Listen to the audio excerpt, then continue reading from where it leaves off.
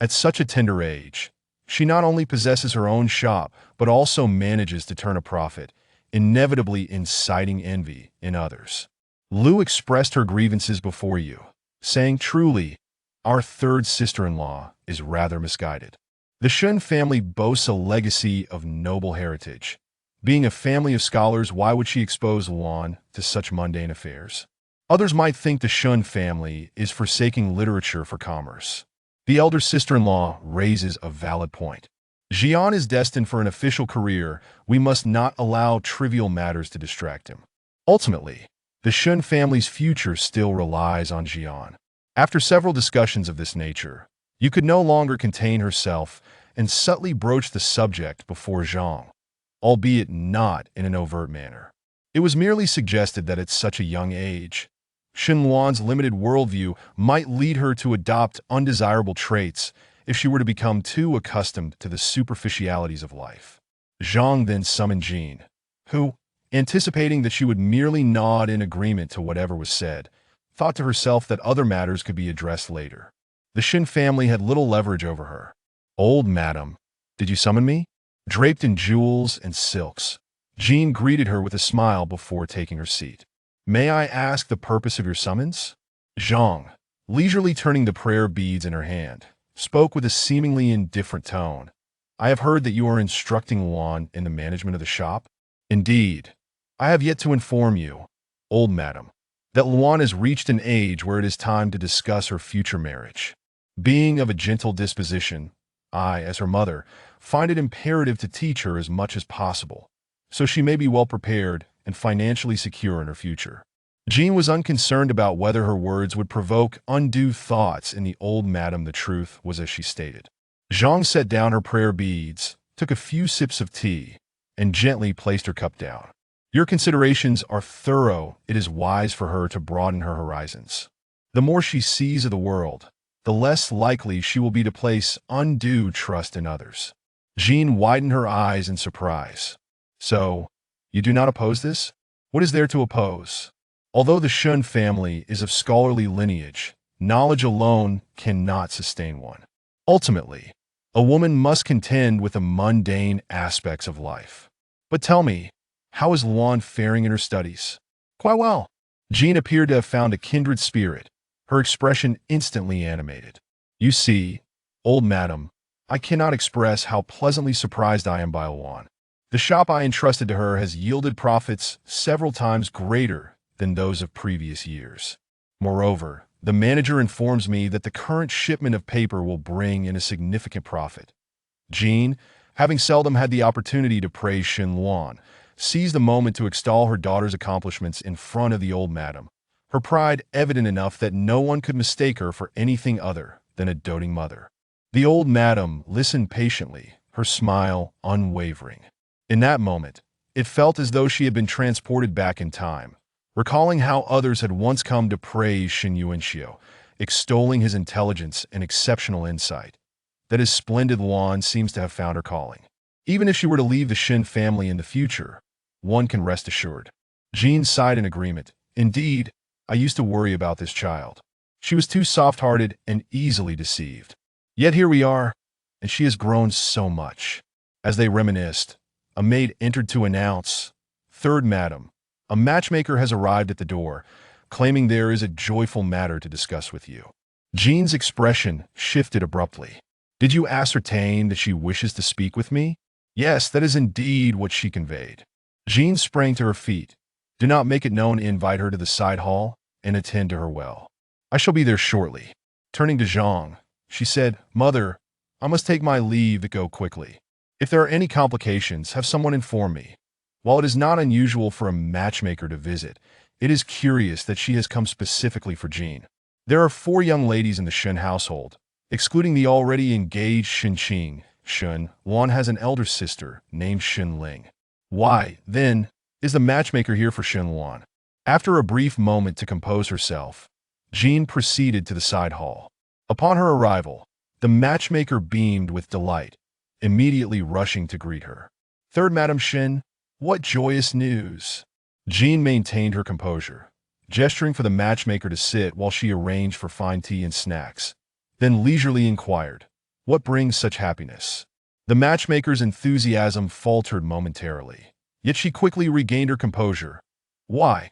It must be the joyous occasion concerning your esteemed daughter. Word is spread that the third young lady of the Shin family is both graceful and intelligent, possessing remarkable charm. Now that she has reached the age of comingafage, it is said that a talented gentleman would be fortunate to have her as a bride. Jean stifled a laugh. Oh dear matchmaker, you jest.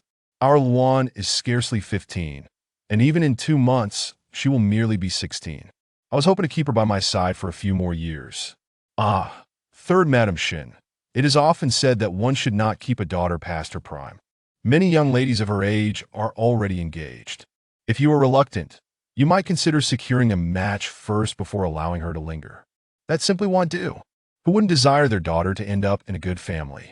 If she is engaged, what if a better match presents itself later?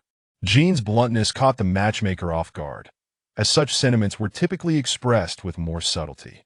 Your visit is indeed a rare occurrence. Might I inquire which gentleman has captured your attention? The matchmaker licked her lips, suddenly hesitant to reveal the name. However, driven by the prospect of payment, she plastered on a broad smile and replied cheerfully, "He is indeed a fine gentleman, already accomplished and quite handsome, possessing remarkable talents." Jean raised a hand to interrupt her. "Just tell me directly who it is. The Shun family has ample means to find out more about him. You know this to be true, do you not? Please do not take offense at my directness. I am accustomed to speaking plainly and do not indulge in the usual roundabout ways of other ladies. I trust you will understand." The matchmaker was left speechless. If it were another lady, she could have easily spun a web of intrigue around her, but third Madam Shun, hailing from a wealthy merchant family, was accustomed to straightforwardness. Should one attempt to deceive her, she would remain unfazed. "Then shall I speak plainly?" "Please do." With resolve, the matchmaker revealed, "The gentleman in question is Chao Jin. This young Master Chao is sincere in his intentions. Had he not been earnest, he would not have sent me here. I have observed his genuine heart, and I believe he will cherish the third young lady deeply." Upon hearing the name Chao Jin, Jean's expression dimmed slightly. As the matchmaker continued to extol his virtues, Jean finally smiled softly. "Chao Jin? That name does sound somewhat familiar." Chapter 72. Can this matter be dismissed? Indeed, young Master Chao is a modest individual, yet he possesses remarkable talent. Not to mention, Lord Shun of the manor holds him in high regard. If Madame Shun has any doubts, she may inquire about his reputation with Lord Shun himself. Jean glanced at her and retorted, "What do I need to ask him for?" "Alwan is not his daughter," Xin Young interjected, "in this matter. Relay to young Master Chao that we appreciate his intentions, but the Shun family is not considering this match for the time being." "Why?" Xin Young was taken aback, astonished by the directness of the refusal. It was her first experience being so resolutely dismissed. As for the reason, young Master Chao should already be aware. Inform him that the daughters of the Shin family are not to be chosen at his whim. Xin Yang left, feeling as though she had glimpsed something quite extraordinary. She conveyed the message to Chao Jin and cautiously inquired, "Master Chao, have you ever encountered such a rejection? Are you certain that the one you wish to marry is the third young lady of the Shin family?" Chao Jin, with a scowl, remained silent, dismissing her after handing over the remuneration. What was happening? It seemed worse than he had anticipated. What had Shin Yu done to bind herself to him in the eyes of the entire Shin family? Chao Jin paced back and forth in the room, inhaling deeply before sitting at the table. He realized he must personally visit Shin Yuenda. Ideally, he should finalize the engagement with Shin Luan before that man made his appearance. In Shin Luan's courtyard, numerous flowers were in full bloom, their fragrance wafting gently on the breeze, intoxicating the senses. "Miss, you have been writing for quite a while. Perhaps you should take a break." Zian brought over a bowl of warm, sweet soup. Remarking on how much more beautiful Mrs. Handwriting had become, Shen Luan set down her brush, wiped her hands clean, and accepted the sweet soup, sipping it delicately. "Is it already this late?" she mused, losing track of time while writing. Shen Luan sighed, feeling as though every day was insufficient. Unlike in her past life, when the sun seemed to set slowly and the nights dragged on endlessly. After placing the bowl down, Shen Luan instructed her maid to tidy up the writing supplies. She had completed half of the shoes for her mother and decided to spend some time sewing in the courtyard, where the sun was just right. After finishing the pair of shoes for Shen Wenxiao, she found herself unable to stop. She inquired about Jin's shoe size, contemplating making her a pair as well. This pair was crafted with great care, unlike the more straightforward ones for Shen Wenxiao. The shoe upper was intricately embroidered with much thought. Shen Luan felt she had little to offer Jin in return, so she aimed to contribute through these small gestures. Sitting in the courtyard, basking in the warm sunlight, she began to feel drowsy. She set her embroidery frame aside, reclined in her chair, and closed her eyes, unknowingly drifting off to sleep. When Shen Wenxiao arrived, Zian hurried to awaken her but was stopped by Shen Wenxiao. Go fetch a light blanket. She has grown yet still sleeps like a child. Zian, noticing his furrowed brow, rushed inside to retrieve the blanket. Upon returning, she prepared to cover Shen Luan, only to have Shen Wenxiao take it from her. Though his expression remained distant, he gently unfolded the blanket and draped it over Shen Luan. She stirred slightly, her cheek brushing against the edge of the blanket, yet she did not awaken. Shen Wenxiao stood by for a moment, placing an item on the stone table nearby. Wake her after a while. If she is still tired, let her return to sleep. Even in spring, one must not neglect their practice. Zian, seeing him glance over, shivered slightly. I will convey this to the young lady. You needn't worry, second young master Dmm. Shen Wenxiao turned to leave, and Zian sighed in relief, patting her chest. What brought the second young master here? She dared not touch the item on the stone table. Remaining beside Shen Luan, waiting for her to awaken, it wasn't long before Shen Luan opened her eyes, groggily rubbing her cheeks. Did I fall asleep? I slept well last night, yet I still feel tired. Miss, you've been too busy. Tomorrow, you must meet with the steward to review the accounts. What is this? Shen Luan's gaze fell upon the conspicuous brocade box on the table, its appearance indicating its value. Zian brought her water, explaining, the second young master visited earlier. Since you were asleep, he instructed not to wake you but left this for you. Remembering Shen Wenxiao's words, Zian relayed them verbatim. Shen Luan barely registered the information. Her eyes fixated on the box. After finishing her water, she eagerly reached for it. The box was light, yet it contained something that made a sound when shaken. To say she was not excited would be a lie.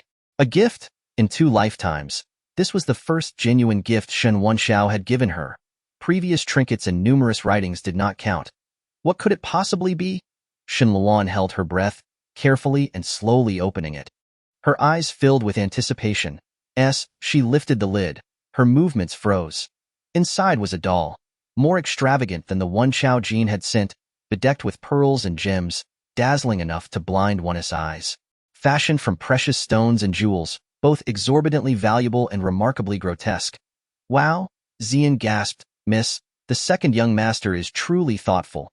This must be quite expensive. He must know you adore dolls, so he specifically sought this one.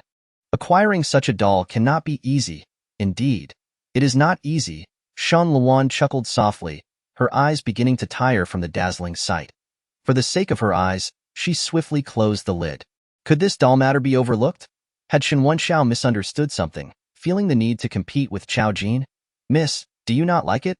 Like it? Of course, I do. Shen Luan handed the brocade box to Zian for safekeeping, thinking that if they found themselves in financial straits later, this could serve as a substantial sum. Zian was speechless. Shen Luan sighed, realizing she had not expected much. It was already beyond her expectations that Shen Wenxiao had made any gesture at all. After all, this item was certainly not inexpensive.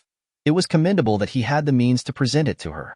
Jan had rejected Xinyang and returned promptly to Zhang S, instructing the servants to leave before elaborating on the situation.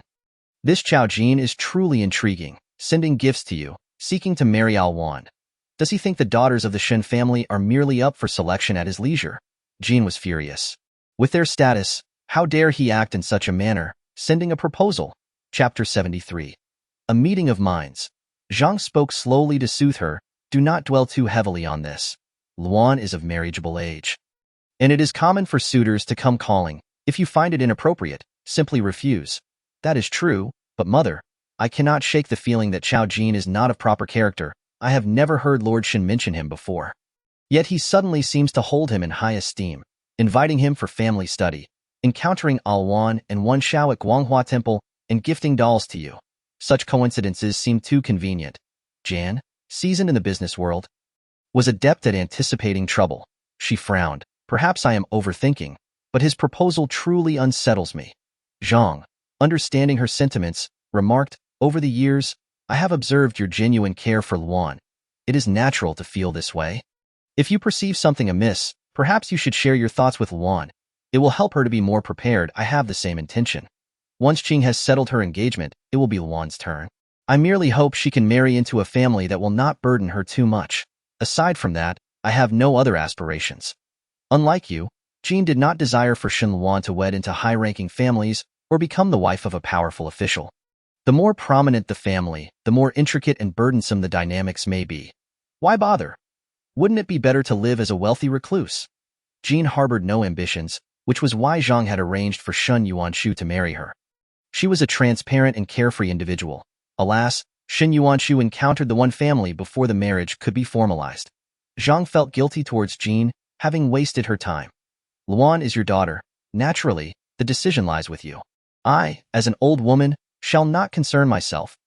Jane received the go-ahead and summoned Shen Luan a few days later. A marriage proposal. Shen Luan's eyes widened, her face devoid of shyness, replaced instead with astonishment. How could it be young Master Chao? Is he not involved with my fourth sister? What is happening? I am utterly confused. Jan felt a surge of relief at her composure. I thought it prudent to inform you. Yin City is small, and you may run into him unexpectedly. It is best to be prepared to respond gracefully. Shen Luan pressed her lips together, assuring her mother, do not worry, I understand. She did not linger on the matter, but instead produced the shoes she had meticulously crafted, smiling as she presented them, successfully diverting Jin's attention. The two shared a warm conversation before Shen Luan departed from her mother's quarters. After walking for a while, Xian sensed something was amiss. Miss, shall we not return to the courtyard? Shen Luan's steps were light, her face adorned with a gentle, jade-like smile. It had been a while since she had seen her fourth sister. The weather was splendid today, and it was a perfect opportunity to pay her a visit. Miss, do you truly wish to meet fourth miss? About that previous matter. Fourth miss must have been frightened at that time, leading her to hastily involve me. Despite the bond of sisterhood, I shall not allow an outsider to sever our ties. It is likely that fourth miss has been regretting her actions these past few days. Xian held her tongue, but thought to herself that Shan Yu would not harbor any regrets. It was only Shen Luan, with her kind heart, who still yearned to maintain their sisterly affection, oblivious to how fourth miss had treated her. Shan Luan smiled serenely, especially now that Chao Jin had come to propose. How could Shen Yu be left behind? Upon learning that Shen Luan had come to find her, Shen Yu felt as if the relentless rain had finally given way to sunlight. She abandoned her needlework and rushed out to greet her. Noticing that the matron beside her made no move to stop her, Shen Yu felt a wave of relief wash over her. I in this household. As long as Shen Luan was involved, no one would dare speak against her. Shen Luan was her most reliable support in the Shen family. Third sister. Shen Yu's voice was filled with deep emotion and sincerity, prompting Shen Luan to instinctively touch her arm. Fourth sister. Shen Luan's expression bore a hint of conflict. But Shen Yu had already grasped her hand, her voice trembling with suppressed tears. Third sister, I have long awaited your visit. There is so much I wish to share with you. Have you truly been angry with me? It has been so long since you last came to see me. Shen Luan blinked in astonishment. Sister, why do you seem so diminished? I should have visited sooner, but I did not know how to interact with fourth sister anymore. She lowered her gaze and gently attempted to withdraw her hand. Yet Shen Yu did not release her, looking at her with a pitiful expression. Third sister, regardless of what has transpired, it was my fault. I implore you, as sisters, to forgive me. I have realized my mistakes. My thoughts of you have never waned, fearing that my actions might have hurt you. Shen Yu's eyes glistened with unshed tears, so close to spilling over, evoking deep sympathy. Were it in a previous life, Shen Luan would have never held anything against her. Yet now, she felt her initial foolishness was warranted, witnessing how adeptly others could perform. Shen Yu deliberately refrained from mentioning the past.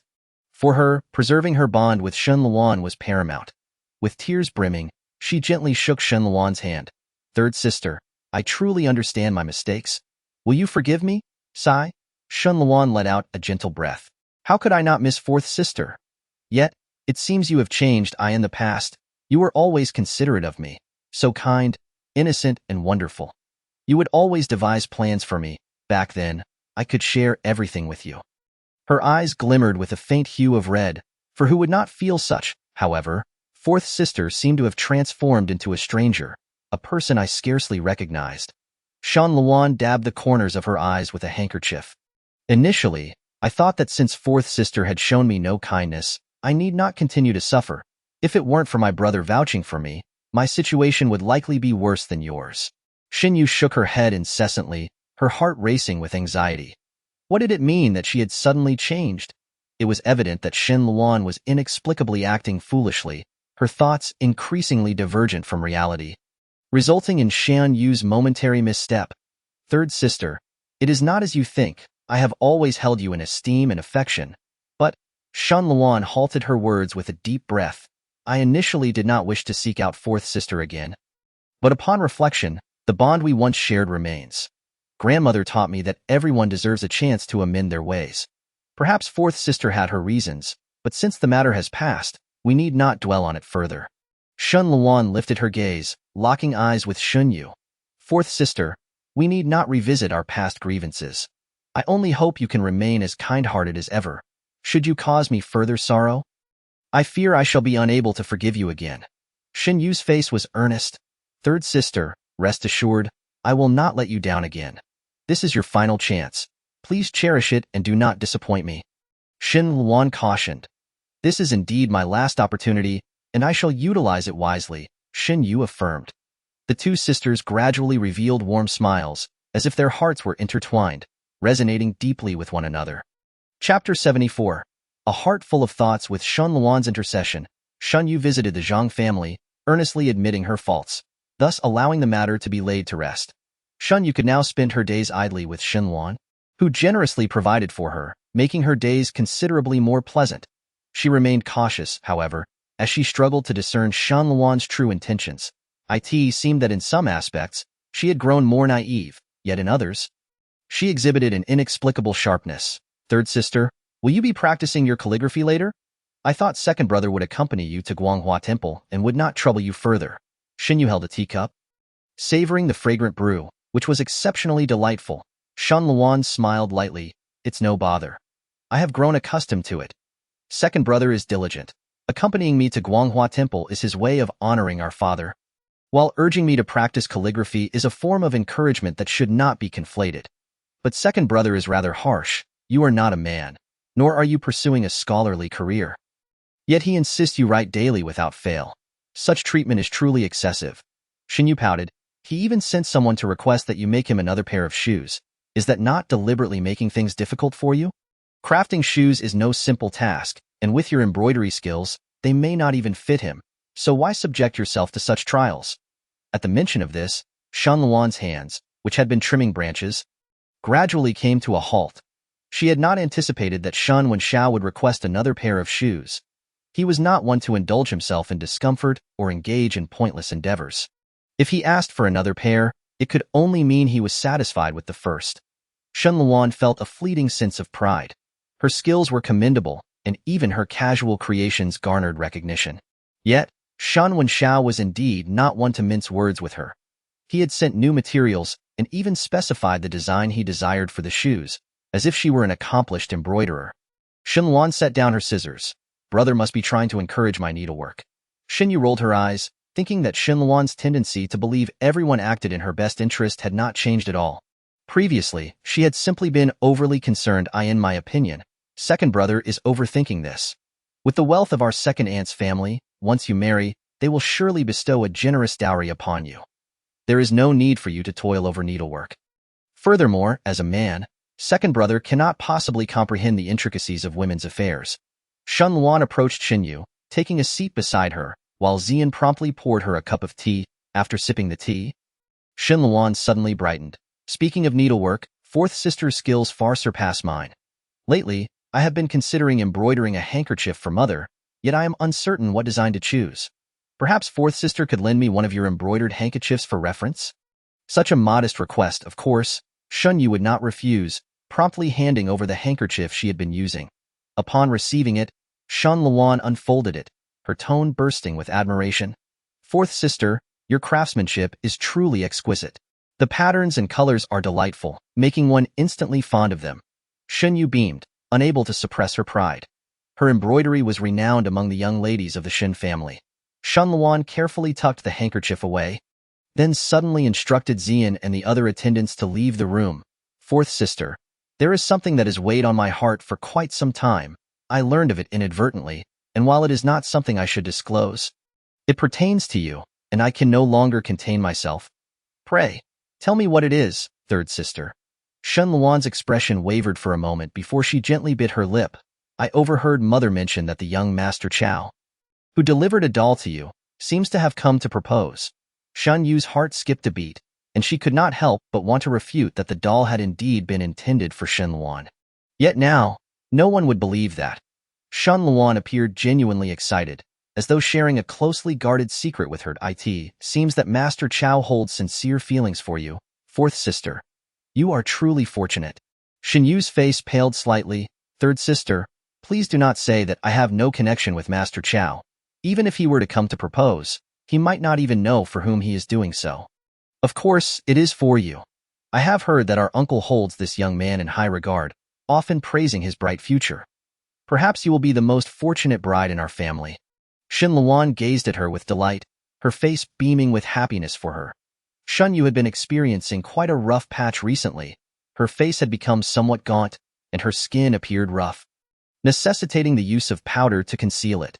Nevertheless, these past few days, Shen Luan had subtly praised her, just as she had in the past, sincerely complimenting her, which helped restore Shen Yu's confidence, even showing signs of swelling pride. Sister San, what are you talking about?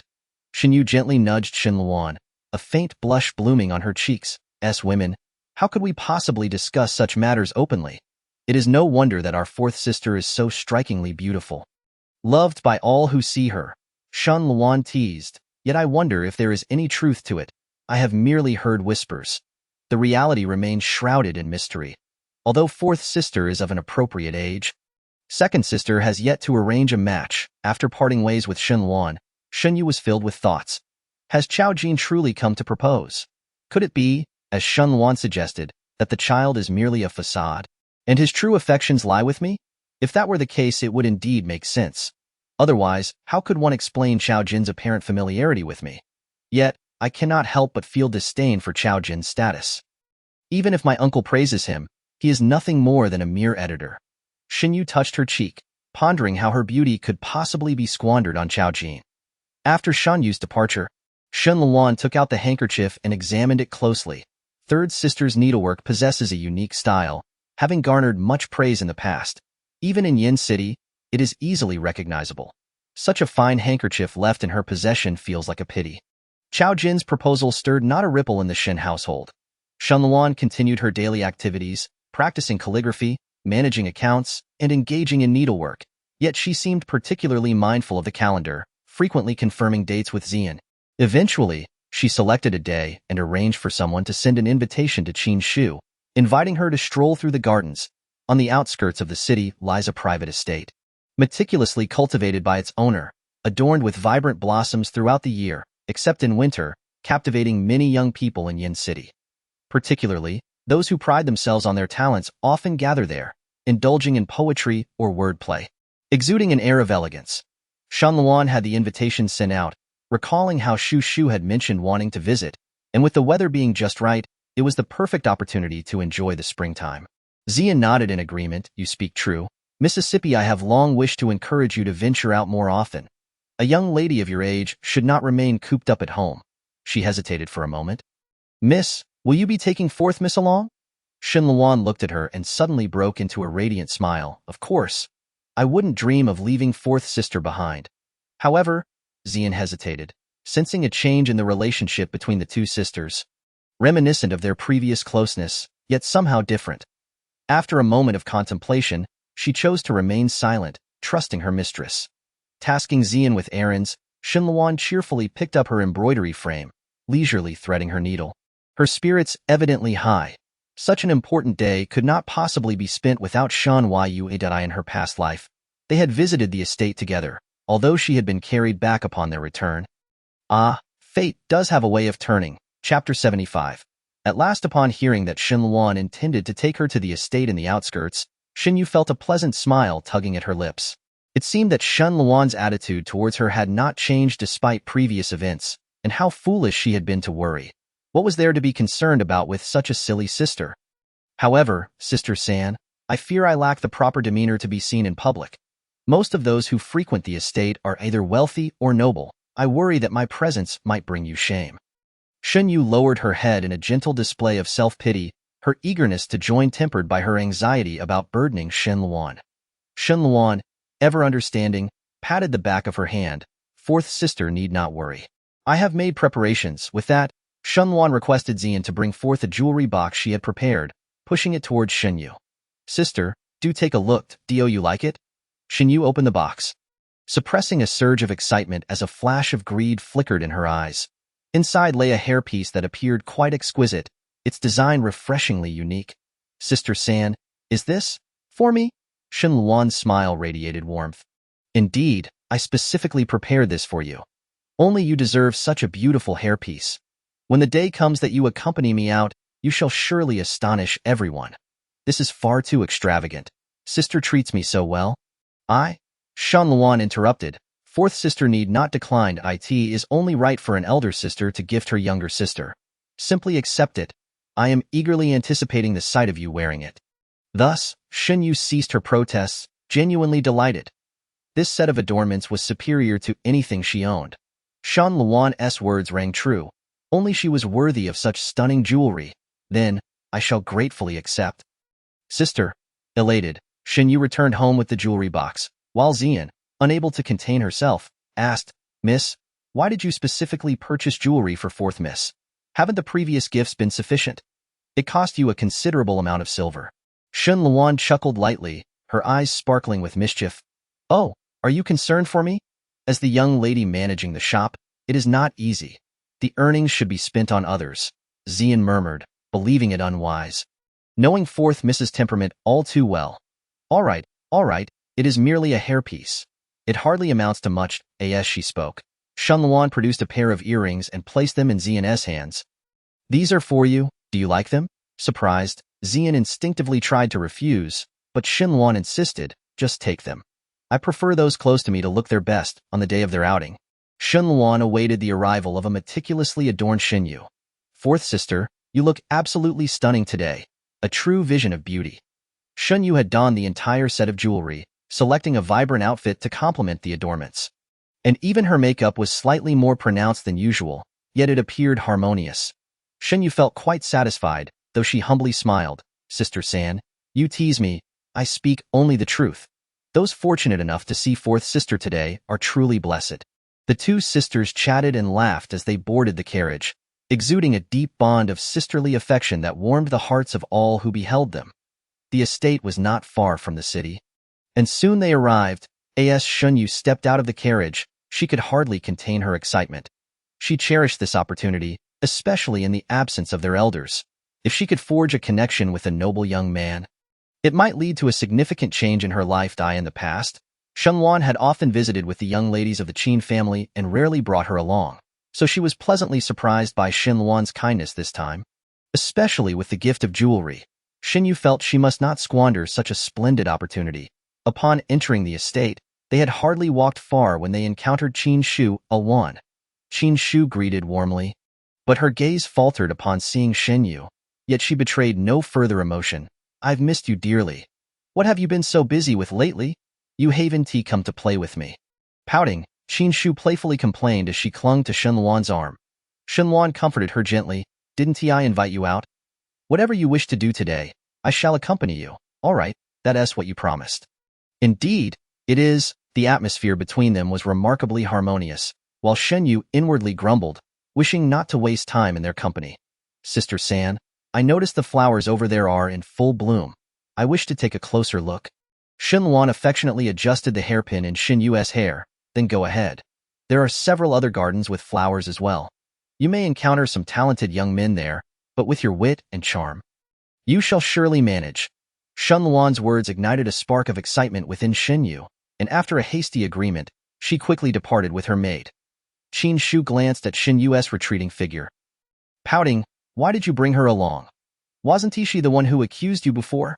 Shin Luan turned, smiling lightly. It's merely a small matter. I have lost nothing. I thought it would be nice for her to enjoy a change of scenery, and she won't intrude upon us. Very well, then.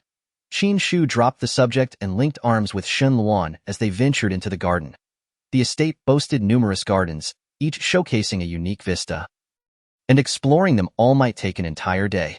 Shin Luan and Qin Shu strolled leisurely, chatting and laughing, while Shin Luan's peripheral vision occasionally scanned the surroundings as if she were anticipating something. Luan, look at that tree. Those little white flowers are lovely. What kind of tree is that? Just as Shin Luan was about to answer, a voice interjected nearby. That is a ligustrum. The two turned to see Chao Jian. You have finally arrived. Chao Jian bowed respectfully to the two young ladies, his demeanor polite. I apologize for intruding upon your flower viewing. Shin Luan's expression grew somewhat complex as she averted her gaze from Chao Jian. While Qin Shu unabashedly inquired about the ligustrum tree, as Chao Jian responded, he discreetly observed Shin Luan from the corner of his eye. Just moments ago, he encountered Shin Yu, whose air of nobility made it seem as though she were the legitimate daughter of the Shen family, while Shin Luan, in comparison, appeared rather plain in their previous life. They had also met here, and he had witnessed Shin Yu discreetly nudge Shin Luan, causing her to twist her ankle. Seizing the opportunity while Shan Yu went to fetch assistance, he had kept Shin Luan company, leaving a favorable impression on her. This time, Chao Jian certainly would not squander such a splendid opportunity. However, he couldn't shake the feeling that something was amiss. The Shin Yu of his past life had not been so ostentatious, and Shen Luan had not shied away from his gaze. Could it be that some misunderstanding had caused events to diverge from their previous course? Chapter 76. Refreshing and heartwarming Luan. What are you daydreaming about? Come closer and smell this flower. Its fragrance is rather peculiar, Qin Shu remarked. Shen Luan chuckled lightly and shook her head. I can smell it from here. Don't get too close, as lingering too long may become uncomfortable. Qin Shu, unconvinced, stepped forward, only to return shortly, clutching her chest. Indeed, I feel a bit uneasy. Why does it smell worse the closer I get? Are you all right? Not really. I feel somewhat nauseous. Shen Luan couldn't help but laugh. I'll accompany you to find a place to rest. You insisted on getting closer despite my warning. She gently poked Qin Shu's forehead, who playfully nestled against her arm, eliciting a light laugh from Shen Luan. Chao Jian, observing from the side, felt a twinge of longing at Shen Luan's smile. If only she would smile at him in such a manner. Chao Gongzi. We must take our leave for now, Shen Luan said, offering a slight bow. Though Chao Jian felt reluctant, he could only nod graciously in response. And oh hurry. Today is not the last time we shall meet. He watched with lingering affection as Shen Luan assisted Qin Shu in departing, not turning away until their figures vanished from sight. Feeling a sense of regret, Chao Jian licked his lips and was about to leave when a young maid hurriedly approached and slipped a crumpled note into his hand. Upon unfolding it, his eyes widened with excitement. Qin Shu rested in a warm room with windows thrown open, allowing a cool breeze to waft through, providing her some relief. Luan, you needn't worry about me. I brought this upon myself. You should go out and enjoy. It's stifling to be cooped up here. After a moment's thought, Shen Luan replied, very well, but I shall have Ziyin stay here. Come find me when you feel better. She whispered a few words to Ziyin before slowly making her exit. The estate boasted numerous warm rooms for rest, some in prominent locations offering scenic views, while others were tucked away in secluded corners. Ideal for discreet conversations. Chao Jian sat in one such hidden room, occasionally glancing outside with a hint of urgency in his eyes. Suddenly, the door swung open, and Chao Jian stood up eagerly, his eyes filled with anticipation. Miss Shun. Shen Luan glanced at him before lowering her gaze, not bothering to close the door as she walked slowly to the table. I hope you can forgive me, Chao Gongzi. I truly have some matters I wish to discuss with you, which led me to take such drastic measures. She bit her lip, appearing somewhat troubled, her plain yet elegant features causing Chao Jian's heart to race once more. You needn't be overly concerned. Speak your mind freely. Chao Jian was taken aback. He hadn't expected Shen Luan to arrange a meeting here. Moreover, she had come without a maid, indicating that he had made a strong impression on her. Shen Luan took her seat at the table, her gaze fixed on the delicate patterns etched into its surface. I heard my mother mention that you had invited a matchmaker. Her cheeks flushed a delicate pink, reminiscent of a peach, captivating Chao Jin's attention. Yes, Suddenly, Shun Luan looked up. I understand your intentions, but what you've done is truly inappropriate. Her eyes fell once more. You must have felt discomfort upon hearing that my fourth sister was reprimanded by our grandmother. However, how could you resort to such tactics to extricate her from her predicament? Chao Jin was taken aback. My fourth sister has no reason to involve me. I am already quite saddened by this. Miss Shin, wait. What connection do I have with your sister? From beginning to end, the one I have always held affection for is you. Shun Luan's expression shifted to one of astonishment, and she even took a step back. What are you saying, Chao Gongzi? You clearly sent gifts to my fourth sister. Why would you make such claims? Do you think me a mere child? The gifts were meant for you, Miss Shun. Shun Luan closed her eyes, her expression one of helplessness. At this point, why continue to deceive me? I initially believed that our encounter at Guanghua Temple was fate, only to discover it marked the beginning of a rift between me and my fourth sister. I came today to clarify that our grandmother has already forgiven her. You need not employ underhanded means on her behalf. As for the proposal, I ask you to consider it as though it never occurred. Chao Jin opened his mouth to argue but suddenly froze, noticing a glimmer of tears in the corner of Shun Luan's eye as she turned away. Was she saddened? As the door closed, he struggled to regain his composure from the overwhelming joy. Did Shun Luan mistakenly believe he had ulterior motives for proposing? If that were the case, Chao Jin felt a wave of reassurance wash over him. If he could clear up this misunderstanding, perhaps everything would fall into place. He couldn't help but smile as he turned, his gaze catching something on the ground. Bending down, he picked up a handkerchief, intricately embroidered and faintly fragrant. Holding it to his nose, he inhaled deeply, feeling a refreshing sensation. The thought that this was Shun Luan's personal possession sent his heart racing, and he carefully folded it, tucking it away close to his heart. At that moment, a knock echoed from outside. Chao Gongzi, are you in there? Chao Jian furrowed his brow. He recognized the voice. It was Xinyu. But why had she come here? He approached the door and pulled it open, revealing Xinyu standing there, slightly flushed upon unexpectedly seeing him. Chao Jin was indeed quite handsome. Chao Gongzi, there are some matters I wish to discuss with you. Chao Jian turned and stepped inside, while Xinyu followed, shutting the door behind her. Today, Xinyu had flourished in the garden, having encountered several young gentlemen and successfully engaging them in conversation, subtly revealing her identity as the fourth daughter of the Shin family. She mused that had she arrived at such gatherings earlier, perhaps she would have already found her ideal partner, for with her beauty and talent, success would have been inevitable. While wandering, a young servant had quietly approached her, informing her that Chao Jin was present in this location. Without a second thought, she made her way here, reasoning that Chao Jin's informing her of his whereabouts indicated a desire to see her. Coincidentally, Xinyu had questions of her own for Chao Jin regarding the situation. Miss Xin, please take a seat. Chao Jin, in Xinyu's presence, seemed to tower over her, and she noted that she hadn't brought a single maid with her. Seated opposite him, Xinyu felt that certain matters were too delicate to be disclosed in front of outsiders. Even a personal maid could not be trusted entirely. Chao Jin chuckled, clapping his hands. Well said, you truly are the fourth daughter of the Shin family. Chapter 77. A cause for celebration. You seem to know me quite well, Xinyu remarked. Intrigued, I haven't yet had the chance to ask you how you managed to locate my maid to relay your message last time. Was that difficult? Chao Jin scoffed lightly. Miss Shunxi has endured much discomfort in the Shun household, especially concerning your third sister, whom you regard with disdain for receiving the treatment of a legitimate daughter despite being inferior to you. Xinyu's expression softened, her eyes fixed intently on Chao Jin. How did he know all this? You needn't wear that expression.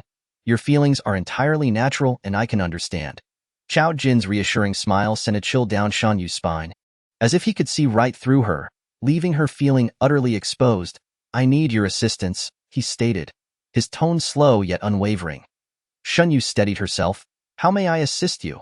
Quite simply, Suddenly, a commotion erupted from outside, as if a large crowd had gathered at the door. This is it, Xinyu exclaimed, her eyes widening in alarm as she looked at Chao Jin. Chao Jin frowned, his expression mirroring her concern. But before he could react, the door swung open and a figure entered, conversing with those behind him. Is this the place? This is rather well hidden. I told you guys, This time it doesn't count. Who would hide something in? His voice trailed off as he caught sight of the two within. You? What is going on? Did you find it? In an instant, a throng of people surged in from outside, a mix of young men and women, many of whom were well-known figures within Yin City. The presence of Chao Jin and Shen Yu was laid bare before all, and the crowd fell silent, as if their voices had been snatched away. Qin Shu squeezed through the crowd from behind, her eyes widening in disbelief. What are you two doing here? Why are you all alone here? Not even a servant in sight. A strange meaning flickers in the eyes of several onlookers. Oh dear, Miss Qin, how could you let that slip? Others are apologizing to Chao Jin, expressing their regret for disturbing the two of you. It's our fault. We shall take our leave. Please continue. Shen Yu's complexion pales, for she distinctly recognizes several men she had conversed with earlier among the crowd. If word of today's events were to spread, her reputation in Yin City would be irreparably tarnished. Chao Jin maintains a stern expression but attempts to clarify. Esteemed guests, I assure you, I merely encountered Miss Shen by chance. We exchanged a few words. A chance encounter, you say? Laughter erupts among the crowd. Chao, my friend, do you have any idea how difficult it is to find this place? There are no scenic views nearby. If you happened upon each other here, it surely indicates a destined connection between the two of you. Their laughter rings out, causing Chao Jin's face to turn a shade of green. What on earth is happening here?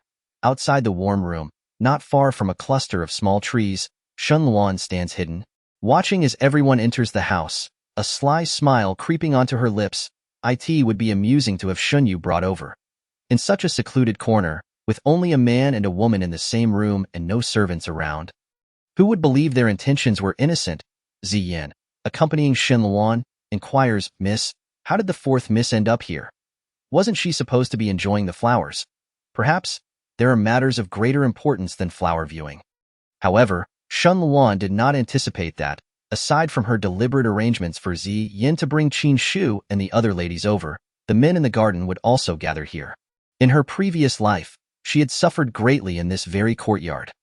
Shen Yu, perhaps out of jealousy, had lured her to a secluded spot, feigning an accidental push that caused her to sprain her ankle. When she sought assistance, Chao Jin appeared, ever attentive and caring, leaving a favorable impression. Yet, Shen Yu had taken an eternity to return, leaving Shen Luan alone with Chao Jin for an extended period. Shen Luan rolled her eyes towards the house. After today, the names of Chao Jin and Shen Yu would likely become entwined in an endless affair. How delightful. Having seen enough, Shen Luan turned to leave. Yet, not far into her departure, her foot stumbled upon a loose stone, and she gasped softly, feeling a sharp pain shoot through her ankle. Miss? Shen Luan fell to the ground, and Ziyan, quick on her feet, rushed to support her, panic evident on her face. Are you all right? I've twisted my ankle, Shen Luan replied, exasperated. Was this a cruel twist of fate? Having sprained it in her previous life, must she endure the same agony once more? It's my fault, Ziyan exclaimed. Nearly in tears, Shen Luan forced a smile, her face pale. It's not your fault. I wasn't watching where I was going. I fear I can't walk. Please go fetch some help. With Chao Jin currently unable to leave, Shen Luan could afford to wait a while. Ziyan hurried off, wiping her tears, eager not to waste time. Once alone, Shen Luan allowed the pain to manifest, gasping as her brow furrowed in agony. She attempted to rise, leaning against a nearby tree, but as her injured foot lightly touched the ground, a wave of pain surged through her, causing her to collapse once more. Yet this time, she was caught mid-fall by a pair of strong arms. Shen Luan stared blankly at Qin Gu, bewildered by his sudden appearance. Qin Gu steadied her, guiding Shen Luan to sit upon a clean stone. Silently, he crouched to examine her ankle. Instinctively, she recoiled, but was halted when Qin Gu grasped her ankle firmly. Do not move. Aggravating the injury will lead to regret. Shen Luan, inexplicably compelled to comply, allowed Qin Gu to lift her skirt slightly, resting her leg upon his knee. His fingers gently manipulated her ankle, each movement eliciting a fresh wave of pain. It seems quite serious. I need to check for any damage to the bone. Please bear with me. Qin Gu's gaze met Shen Luan's, and she nodded frantically, her eyes darting elsewhere. As his fingers brushed her skin, she felt a tremor run through her, the unfamiliar warmth creating goosebumps across her body. She could hardly bear to watch his movements. Yet somehow, the pain seemed to fade slightly in the wake of his touch. What sorcery did this man wield over her? Shen Luan felt her sanity slipping. This was madness. It required remedy. Suddenly, Qin Gu pressed down with force, causing Shen Luan to gasp in pain, her head swirling. Instinctively, her hands clenched the fabric of his shoulder. Tears brimmed in her eyes, a physiological response to the agony. It's over now. It's over. Thankfully, no bones were harmed. I am at fault for causing you pain. Chapter 78. A promise of no pain. Qin Gu's deep voice seemed to have a soothing effect, and as Shen Luan's days subsided, she was startled to find him so close. Thank you, Brother Qin, she managed, breathlessly noting the placement of her hands, quickly releasing her grip.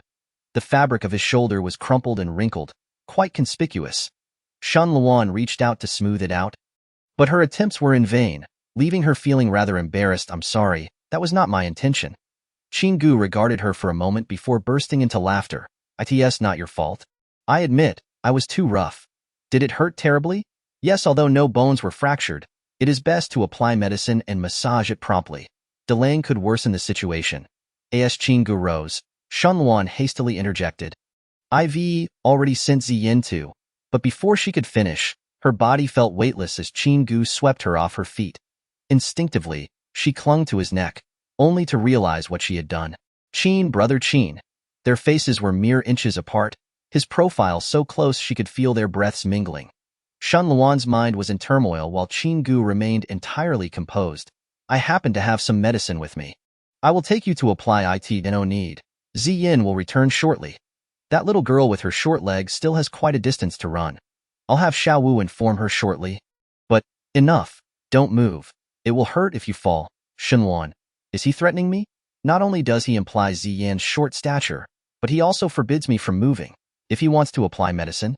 Why is he carrying me? Doesn't he find this odd? Qin Gu remained blissfully unaware of any impropriety as he carried Shen Luan with ease, striding forth. Xiao Wu silently followed, pondering how his young master was increasingly embodying the role of a nobleman.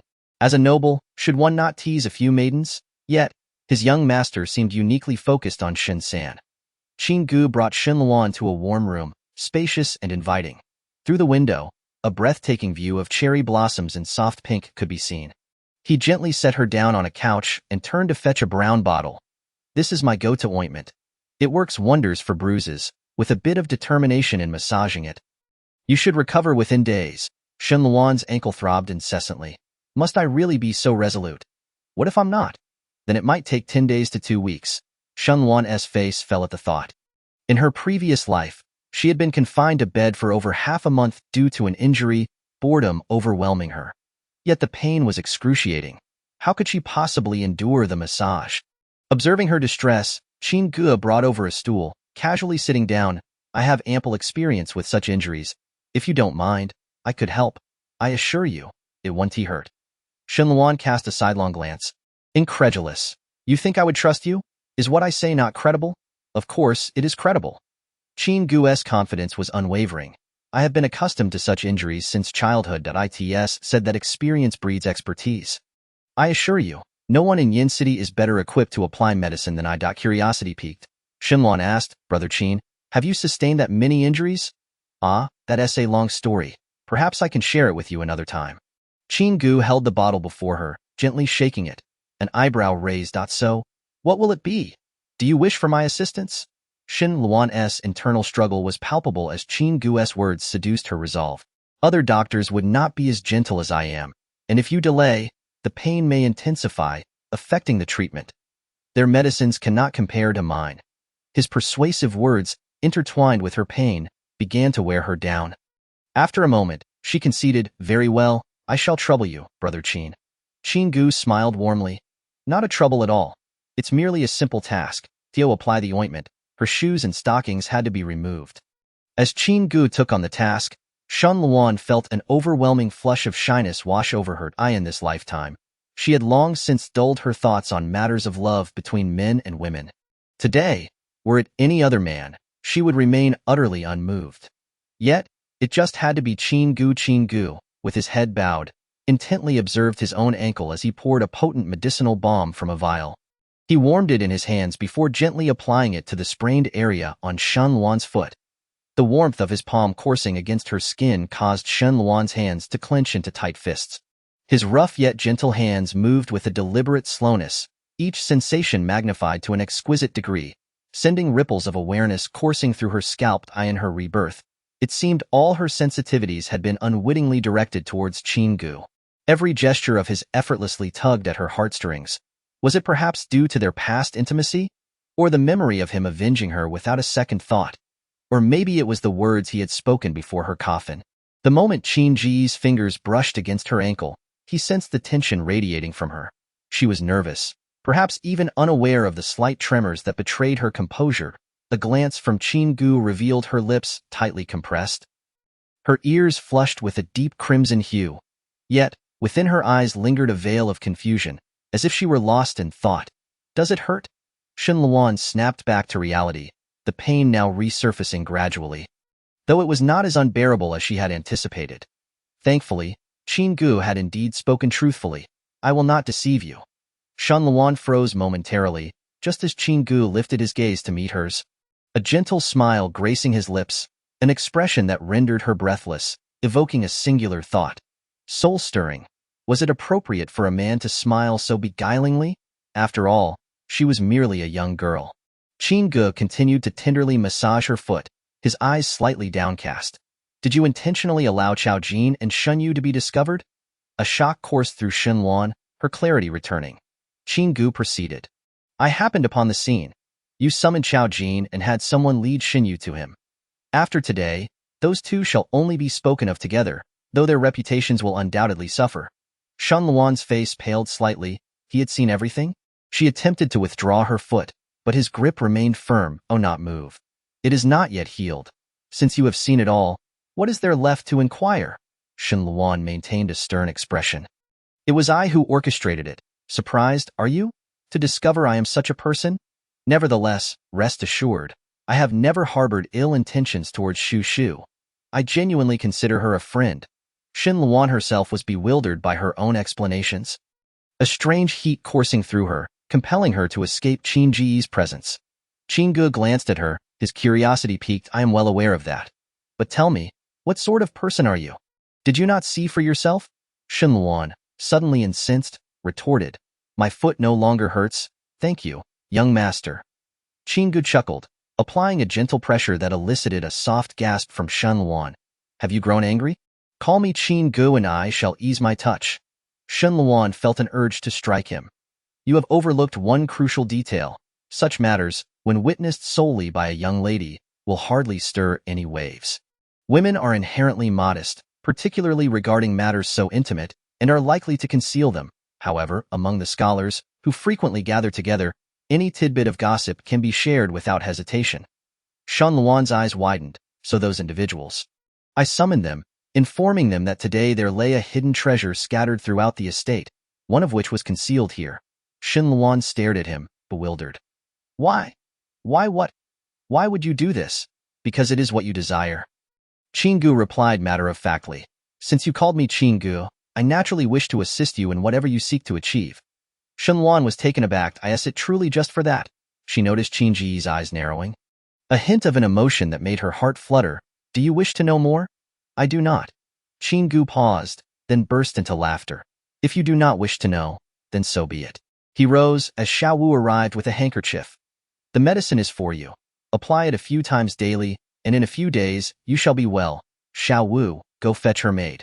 Xiao Wu complied and exited, leaving Shen Luan and Qinggu alone. After Qinggu finished wiping his hands, he sat beside her. Shen Luan attempted to shift away, but her foot would not allow it. Qinggu aligned himself with her, then suddenly turned his head. I have long wished to ask you, why do you seem to avoid looking at me?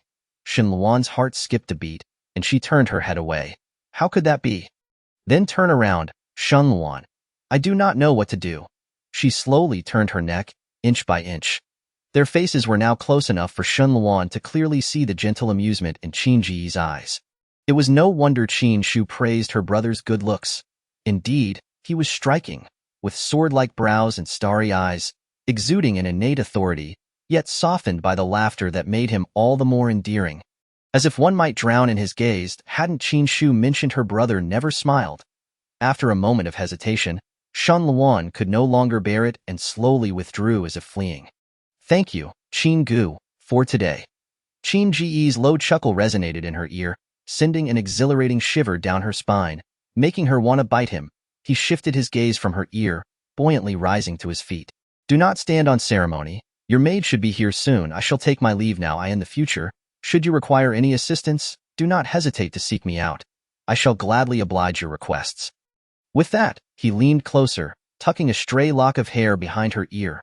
Remember to apply the ointment.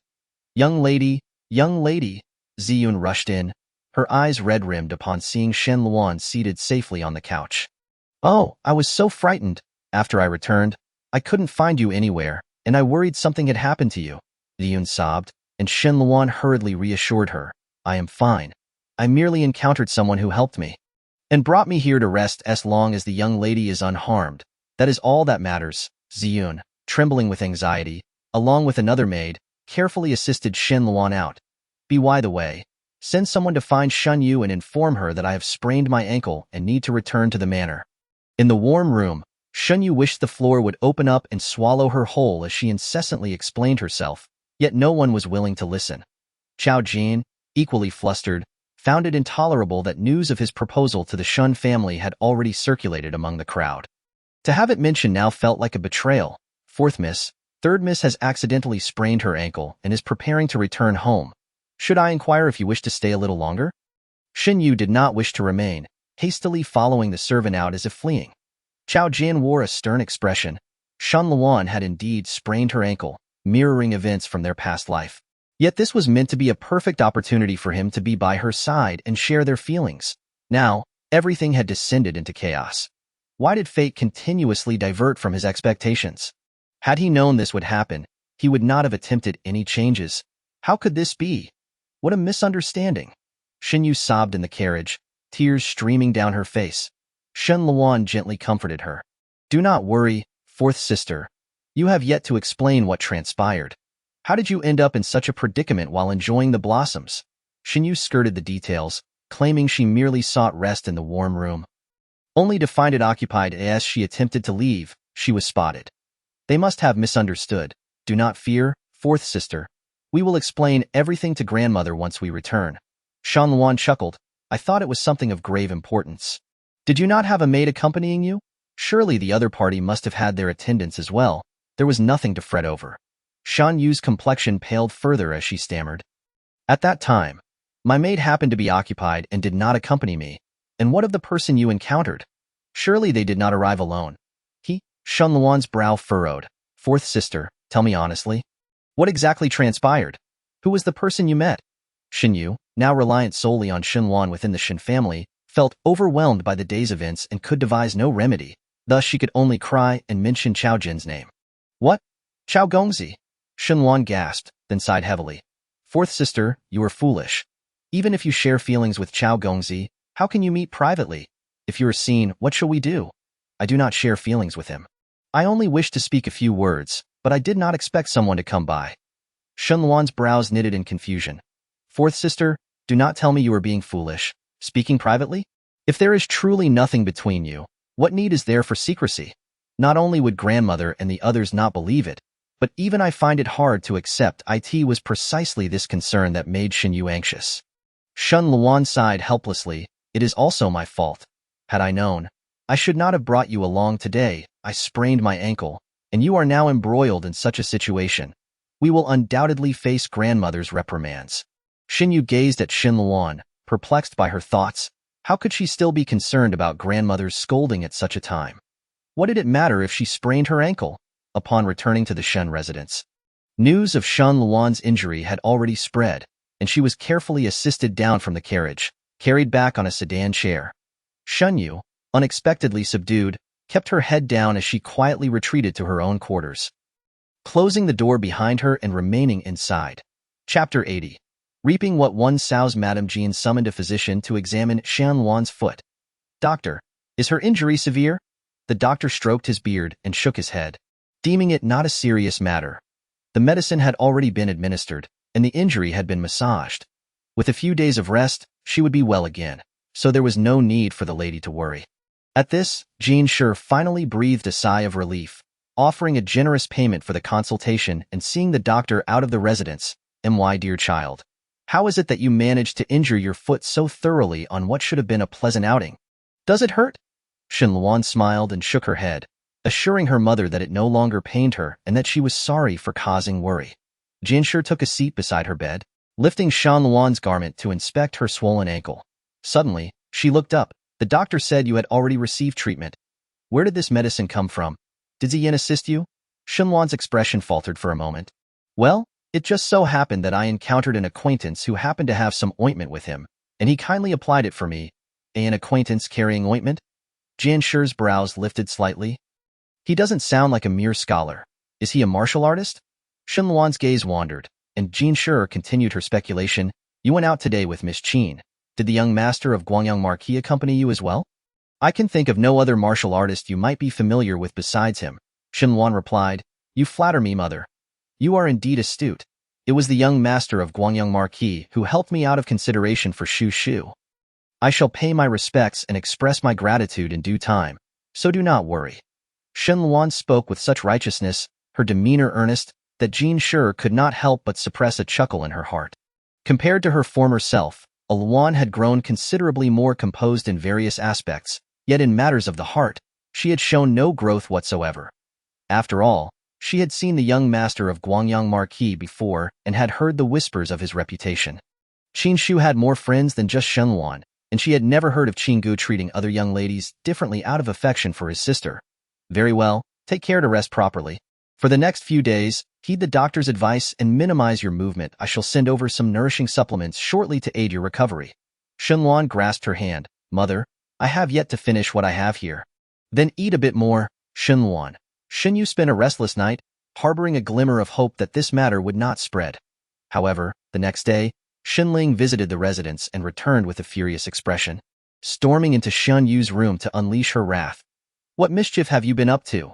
You are about to bring disgrace upon the Shen family. Shen Yu dared not argue, knowing that Shen Ling had been the subject of ridicule herself. Consumed by her anger, she wreaked havoc in Shen Yu's quarters, throwing around items in a fit of rage. You will come with me to face grandmother right now. Shen Yu resisted, but Shen Ling would not allow her to escape, dragging her along until they reached Zhangshi. Zhangshi had just heard the news of Shen Luan's injury and was instructing someone to assess the situation when she saw Shen Ling and Shen Yu enter without any decorum. Instantly displeased. What is the meaning of this? You are young ladies of the Shen family. Take a look at yourselves. Shen Ling stepped forward. Grandmother, today I attended a banquet and heard many rumors. Since our childhood, you have taught us to uphold propriety, to cherish our dignity and reputation. Yet, my sister has been ridiculed without cause, and now all the daughters of the Shen family have become the subject of mockery. Zhangshi frowned. What is going on? Speak slowly. Shen Ling pointed an accusing finger at Shen Yu. Fourth sister went to the outskirts yesterday and was found alone with a man in a secluded room. And now many people in Yin City have seen them together. The rumors circulating claim that the Shen family daughter has engaged in a scandalous relationship. Shen Ling was nearly beside herself with rage. She had never endured such humiliation and felt it unjust to be mocked for something she did not do. Zhang Shi's expression turned stern, her gaze piercing as she regarded Shen Yu. You girl, is what Ling girl said true? Shen Yu sank to the ground, crying and shaking her head. Grandmother, how could I dare? It is merely a misunderstanding. I just wanted to rest in that room. But I did not realize someone else was there, and it was an unfortunate coincidence that I was seen. Grandmother, please believe me. I truly did nothing wrong. Shen Ling scoffed. A misunderstanding? Then fourth sister, do tell. Who was the person you encountered? Shen Yu felt a surge of dread. How could she answer? Zhangshi narrowed her eyes. Who was it? Speak. It was. Shen Ling, unable to bear the suspense, interjected. It was Chao Jin, the same one who previously gifted fourth sister a doll. Shen Yu's complexion turned ashen. But grandmother, I truly did not engage in any scandalous conduct. Those are merely baseless rumors. You did not? Zhang Shi's tone grew icy. Do you not know what the public is saying? You met with Chao Jin without a single servant in attendance. The estate is so vast, yet you just happened to choose the room he was in to rest? That room is in an exceptionally secluded area. How will you explain this, fourth sister? What could Shin Yu say? After pondering all night, she realized that so many witnesses existed, and she could not find a way to refute their claims. Thus, Shun Yu could only weep, futilely denying the accusations. Zhang Shi's expression darkened considerably. I had hoped that the previous incident would serve as a lesson, and Luan often petitioned for your sake, claiming you understood your mistakes. I forgave you, but how long has it been since then? You and that Chow fellow have conjured up such a scandal. Are you so eager to bind yourself to him for life? Do you not consider the elders of the Shin family? Shin Yu cried so hard she nearly fainted. Grandmother, it is not like that. Enough. If that is how it is, then I shall consent to your wishes. Shin Yu was left in shock. Grandmother, you mean, you intend to marry me to Chao Jin? Zhang Shi looked weary, as if she had aged 2 years in an instant. There was no other choice at this point. Ling girl, go fetch your mother. I have something to discuss with her. Zhang Shi cast a glance at the weeping Shun Yu. As for you, reflect on your actions in the courtyard. Shin Yu collapsed onto the ground, bewildered by how things had come to this. Meanwhile, Shun Luan lay in bed, listening to Ziyin share the news she had gathered from outside. The old matriarch is in quite the fury. I hear her rebukes towards the second madam could be heard even outside the courtyard. Fourth Mrs. Affair with young Master Chow may very well be sealed. Shun Luan held a small green bowl in her hands, filled with medicine at a suitable temperature. Sipping it slowly, Ian quickly offered her a preserved plum. Miss, you are no longer afraid of the bitterness of medicine. Shun Luan chewed the plum and smiled. It is not bitter at all. In fact, I find it quite sweet. Who would have thought that fourth sister would be the first among us sisters to settle on a marriage? I am genuinely happy for her. Though the rumors circulating are unflattering, regardless, since it is fourth sister's choice, it must be right. As the day progressed, Ziyin tidied the tray, allowing a servant girl to take it away, and shut the door tightly. Miss, you are kind-hearted. Just look at the second miss. She has nearly turned the household upside down these days. Fourth Miss's actions have tarnished the reputation of all the Shun daughters. The first madam must be losing sleep over this.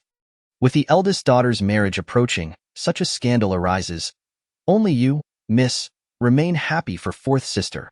Ziyin could not share in the joy, pouting as she muttered. If this leads to you being gossiped about, fourth sister will truly be a heartless ingrate, especially after you treated her so well. Shen Luan paid no mind to such concerns, shifting her foot slightly. The pain had lessened considerably. Qin Gu had indeed not deceived her. After the massage, it seemed to be healing rapidly. Remembering how long she had lain in bed in her previous life, Shen Luan sighed inwardly. Once my foot has healed, I must visit the Marquis of Guangyang's residence to express my gratitude in person. The days spent recuperating in bed were not entirely dull. Shen Luan leaned against the headboard, perusing a book. "By afternoon," Ziyin announced. "Shun Wenshao has come to see you, and why, brother? He has come to see me?" Shen Luan took a moment to process the information, feeling a sense of unreality as he was ushered in. Shan Wenshao entered, and upon seeing him, Shan Luan quickly smiled. "Brother, what brings you here?" "The examinations are approaching. I am fine and cannot afford to waste your precious time." Shan Wenshao stood by her bedside, his gaze falling upon her injured ankle, his lips curling slightly. I had thought only a 3-year-old child would stumble about so clumsily. Shen Luan, she knew it. Had her brother come specifically to mock her? I am injured. After all, Shen Luan frowned in dissatisfaction. I have not been able to practice my calligraphy. The doctor has forbidden me from getting out of bed. Well, you can catch up later. Catch up? Shan Wenshao's eyes swept over her, and she quickly nodded. Of course, I must keep practicing. Perseverance is keyed. A hint of amusement flickered in Shan Wenshao's eyes as he pressed his lips together and produced a small medicine bottle, placing it on the table. This remedy is quite effective for bruises. Give it a try. Thank you, brother. Shan Wenshao's gaze drifted to the wooden doll on the side table. The doll I gave you previously. Do you not like it? Why is it not out for you to admire? Shen Luan nearly laughed. Such a gaudy doll was hardly something she would admire. Truth be told, I do not fancy dolls, but since you gifted it to me so generously, I have kept it safe. It is not worth much. Shan Wenshao's tone turned slightly colder. Since you are well, I shall take my leave. Wait, brother, Shen Luan called, instructing Ziyin to fetch the shoes she had made for him. The shoes are finished. Please try them on when you return. I embroidered the upper according to your preferences. I hope you like them. Xin Wanxiao received the shoes, which bore no ornate patterns, only subtle designs, yet radiated an understated elegance. Previously, he had always worn shoes crafted by the embroidery workshop, never perceiving anything amiss. However, after wearing the pair that Shen Luan had made for him, he suddenly found them immensely comfortable, even enduring prolonged standing without fatigue. "Thank you, sister, for your hard work." "Not at all, not at all," Shen Luan replied with a charming smile, hoping he would not come to witness her misfortunes. Once Shen Wanxiao departed, Shen Luan relaxed, leaning back against her pillow. "Zian, do you think my relationship with my brother has improved compared to before?" The young lady and the second young master now share a remarkably harmonious relationship. "It truly resembles that of a family," Shen Luan agreed, recalling how in her past life, she and Shen Wanxiao had exchanged no words, and when she had sprained her ankle, he had never come to check on her. Thus, it was indeed a significant improvement. "Miss, about this medicine." Shen Luan looked up. "What is it?" Zian, with a look of astonishment, brought forth the medicine bottle. Shen Luan turned it over and noticed the royal seal at the bottom. "Is this medicine from the palace?" Zian's face brightened. "The second young master must have specially delivered this medicine to you. Acquiring such a remedy surely required considerable effort." Shen Luan licked her lips, contemplating that her relationship with Shen Wanxiao might be more amicable than she had anticipated. Chao Jian had been feeling quite uneasy these past few days, akin to an ant on a hot skillet. The young men, who prided themselves on their literary prowess, each boasted a prestigious background, sharing their experiences in the village without restraint as casual gossip. The matter concerning him and Shen Yu had spread more swiftly than he had imagined. Even his colleagues could not help but tease him. At this rate, a Luan might be thoroughly misled. Remembering the glimmer in Shen Luan's eyes that day, Chao Jian could no longer contain himself and, clutching Shen Luan's handkerchief, visited Shen Yuanda. Upon seeing him, Shen Yuanda sighed, his finger incessantly tapping. "What were you thinking, Lord Shen? The situation is not as others perceive it. If it were truly so, I would have no face to meet you." Chao Jin's unwavering demeanor astonished Shen Yuanda, leading him to wonder if there was indeed more to the story. "Lord Shen, I have come today to ask for your assistance. Due to some of my inappropriate actions, misunderstandings have arisen, and I only hope you can help me clarify them. Go on, then." Chao Jin left a favorable impression on Shen Yuanda, being both talented and respectful, his conduct resonating well with him, which kindled a sense of admiration for talent in Shen Yuanda. Chao Jin was well aware that within the Shen family, Shen Yuanda was the one who appreciated him the most. Given Shen Yuanda's current standing, his support could potentially turn the tide.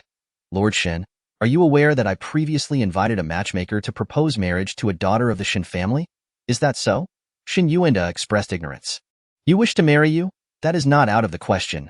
But why are you so impatient to meet her privately?" "Lord Shen, you misunderstand.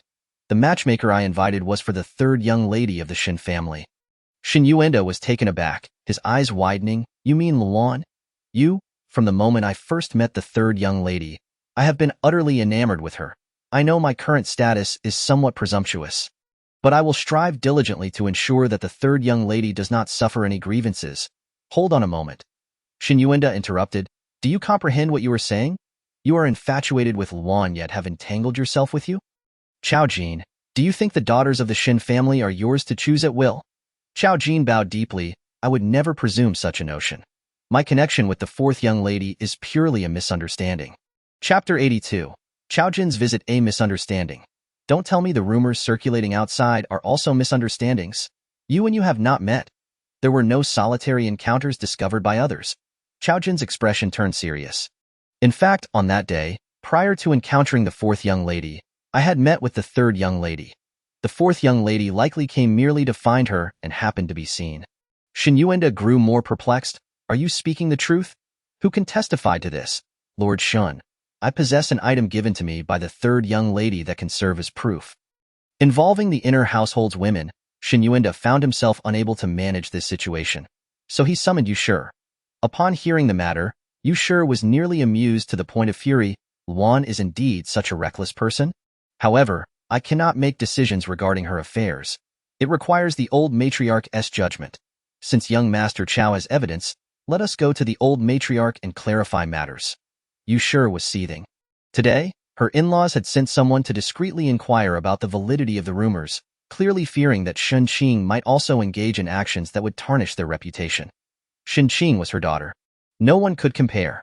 If those girls dared to implicate Shen Qing, she would ensure that everyone faced repercussions. Zhang Shi, having learned of the situation, maintained a composed demeanor, causing the old maidservant who had served her for many years to feel anxious. Old matriarch, please do not be agitated. We are not certain yet. The third young lady has become much steadier now. I believe she would not engage in such behavior. Let us ascertain the facts before jumping to conclusions. Very well, let them come in, and there is no need to summon the young ladies. A single outsider does not warrant the Shen daughter's involvement in a commotion. Shortly thereafter, Chao Jin entered alongside Yu Shi. He greeted respectfully, but Zhang Shi, somewhat impatient, dismissed the need for excessive formalities. Young Master Chao is quite well known in our Shen family. Outside, people are already linking your name with the Shen daughters. Do you find this appropriate? Old matriarch Shen, I can't explain. However, my relationship with the fourth young lady is not as the rumors suggest on that day. I actually met with the third young lady.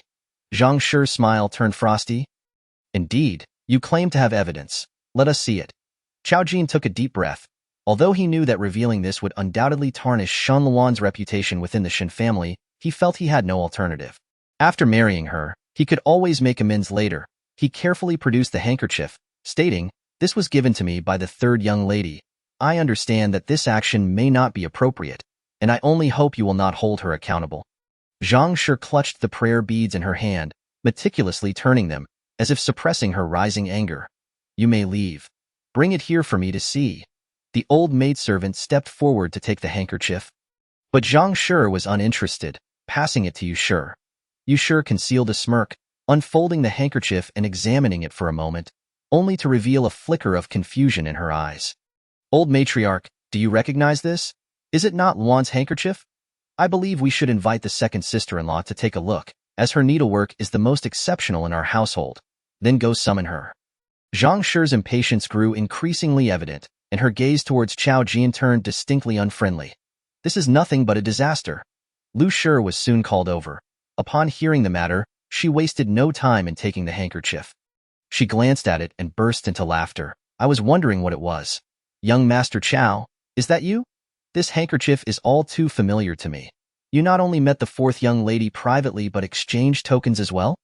Old matriarch, does this not confirm their clandestine dealings?" Chao Jin stared at her in disbelief. "What do you mean by this, Madame Shen? This is clearly the third young lady's handkerchief." Lu Shi rolled her eyes. "How could I be mistaken? I taught Shen Yu her needlework. I can recognize her stitching at a glance. How could it belong to Luan?" She produced another handkerchief from her possession and presented it to Zhang Shi. "Old matriarch, perhaps you could compare. This too was embroidered by you. See if they match." Lu Shi, ever the gossip, handed over the handkerchief while casting a sidelong glance at Chao Jin, laughing. "What sort of play are you putting on? Young Master Chao, do you think the rumors outside are not sufficient and are seeking an excuse to stir trouble in our family?" Chao Jin's complexion turned pale, utterly ignoring her as his eyes fixated on Zhang Shi's handkerchief. "How could this possibly belong to Shen Yu? It distinctly fell from Shen Luan. This is undoubtedly Shen Luan's handkerchief. How could it have transformed into Shen Yu's?" Zhang Shi made a quick comparison and concluded. "Indeed, this is Yu's. Young Master Chao might as well see for himself." Zhang Shi, with a hint of disdain, handed the handkerchief to the old maidservant, while I remain unaware of young Master Chao's intentions. The daughters of the Shen family are not to be slandered or maligned. Chao Jin held the two handkerchiefs, though he understood little. He recalled that in his past life, Shen Luan's needlework was exquisite. All his garments had been crafted by her. Thus, he possessed a basic ability to discern. His hands trembled slightly as he held the two handkerchiefs. They were identical, regardless of the stitching or style. They were indistinguishable. Had he truly picked up Shen Yu's handkerchief instead of Shen Luan's? But he distinctly remembered, "Enough. I am weary. The Shen family has no intention of keeping you here. You are dismissed." Zhang Shi could not bear to see Chao Jin for another moment, turning her head away and unceremoniously issuing the order to leave. As Chao Jin exited the courtyard, he felt utterly dazed. He had initially hoped to see Shen Luan, knowing her nature would prevent her from lying. Once he questioned her, she would undoubtedly confess. Yet, unexpectedly, he had not encountered her at all, let alone confronted her. "Young Master Chao, please." The The servants of the Shin family offered him no cordiality either. Chao Jian had arrived with high hopes but left in utter disgrace. He glanced back at the Shun family plaque. Once again experiencing the sentiments of his past life, I had hoped that this life would be different, that I would be treated with the respect I deserved, and that I could smoothly bring Shin Luan home as my wife. However, Chao Jin's countenance darkened. It appeared that some matters were destined to remain unchanged. If he wished to marry Shin Luan as he desired, he would have to tread the same troubled path once more. Was Chao Jin truly at my doorstep? Shin Luan raised an eyebrow, surprised that he dared to approach. Given how scandalous his affair with my fourth sister had become, how had grandmother not expelled him? Eventually, he had been shown the door. Xian, noticing that the room was empty, leaned closer to Shin Luan and lowered her voice. Miss, I have inquired with the maids in the old lady's courtyard, and it seems that Chao Jin insists that he has met you and claims to possess evidence. What could he possibly want? Shin Luan pressed her pale lips together and smiled faintly. How would I know? However, since grandmother has already dismissed him, it indicates that his lies have been exposed. Why should we concern ourselves further? As for the so-called evidence, it must be that handkerchief, a small gift Shin Luan had given to ensure that Shin Yu and Chao Jin remained tightly bound together. A man as shameless as Chao Jin would seize any opportunity, without regard for the feelings of others, and would undoubtedly exploit it for his own ends. Indeed, as expected. Shin Luan gazed outside. The sun shone brightly. These two should not expect to enjoy their lives, birds of a feather. They were meant to flock together. Xian, I wish to eat walnuts. I shall fetch them for you, miss. Shun Yu, once again confined to her quarters, felt as though she were losing her mind. This time, Shen Ling spared no effort in tormenting her, venting all the grievances she had endured upon her. Why must she engage in such underhanded dealings, driven solely by her desire for a man? If that was her yearning for marriage, she ought to confess it openly. Instead, she covertly sullies the family's reputation. I believe grandmother should have her hair shorn and send her off to become a nun. Fuming, Shen Ling believed herself to possess a measure of beauty that would allow her to ascend the social ladder. How absurd! She was merely a concubine-born daughter, yet she fancied herself well matched with that scholar, displaying some semblance of self-awareness. Shin Yu's eyes reddened, swollen with tears. Sister, we are still family. Why must you treat me so harshly? Ha! Your tricks are wasted on me. Only that fool Shin Luan would pity you. What? Did you not instigate this situation? Did you not meet with him? Now you come to play the victim? For whom do you pretend? Shin Ling spat the seeds of her melon onto the floor.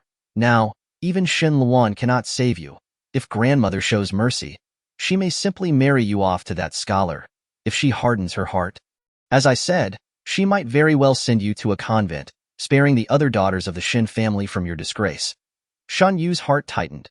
Given grandmother's concern for the family's reputation, she could indeed take such drastic measures. She would never become a nun. Yet she also had no desire to marry Chao Jin. Compared to the promising young men of Yen City, Chao Jin was painfully ordinary. So mundane he was almost invisible. She aspired to become the wife of an official.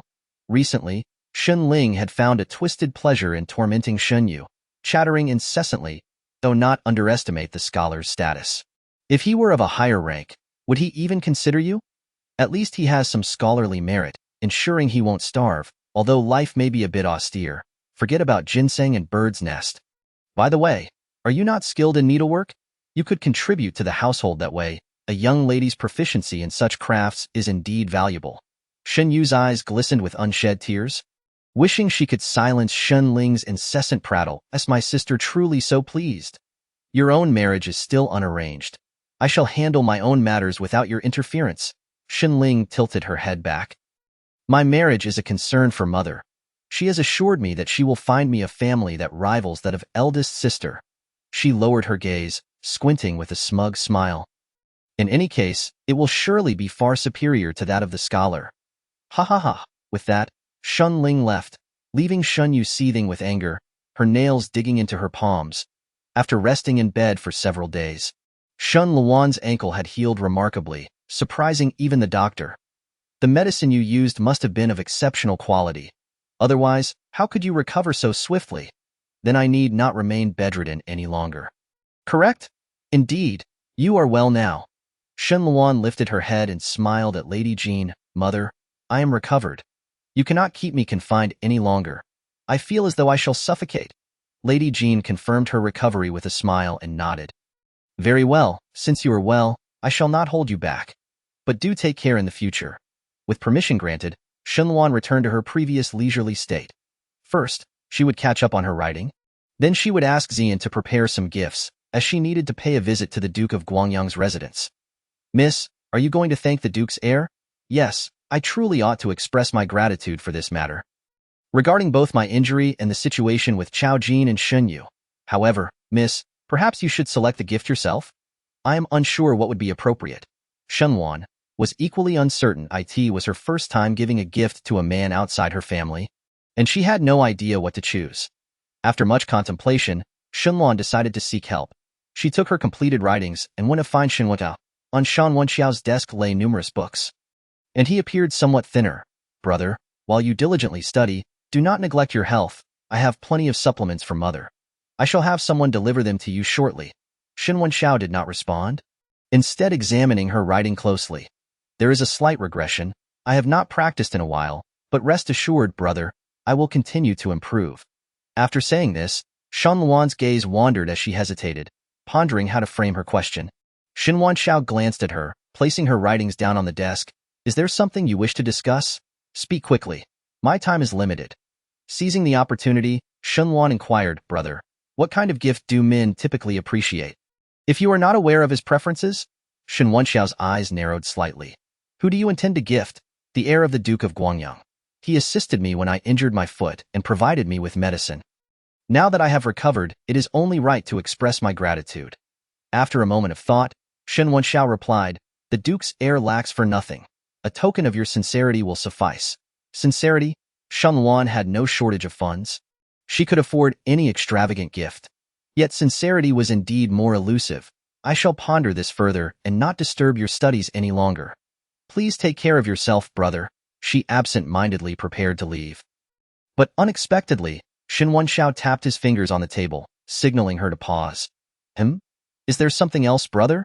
With a cool smile gracing his handsome face, Shen Wenxiao remarked, when others provide you with medicine, it is customary to reciprocate. I recall giving you a gift as well, Shunluan. It took her a moment to process before uncertainly asking, do you expect a return gift as well? What do you think? I believe it is unnecessary. It is only natural for a brother to provide medicine for his sister. Shunluan frowned, recalling that she had also made him shoes. That medicine is not easily obtained. Taking a deep breath, Shunluan pressed, then what kind of return gift would you like? Shen Wenxiao's smile deepened. That depends on your sincerity. Emerging from her conversation with Shen Wenxiao, Shunluan felt a mix of frustration and indignation. Had she known better, she would not have approached him. Xian, stifling her laughter, commented, Miss, I believe second young master is merely teasing you.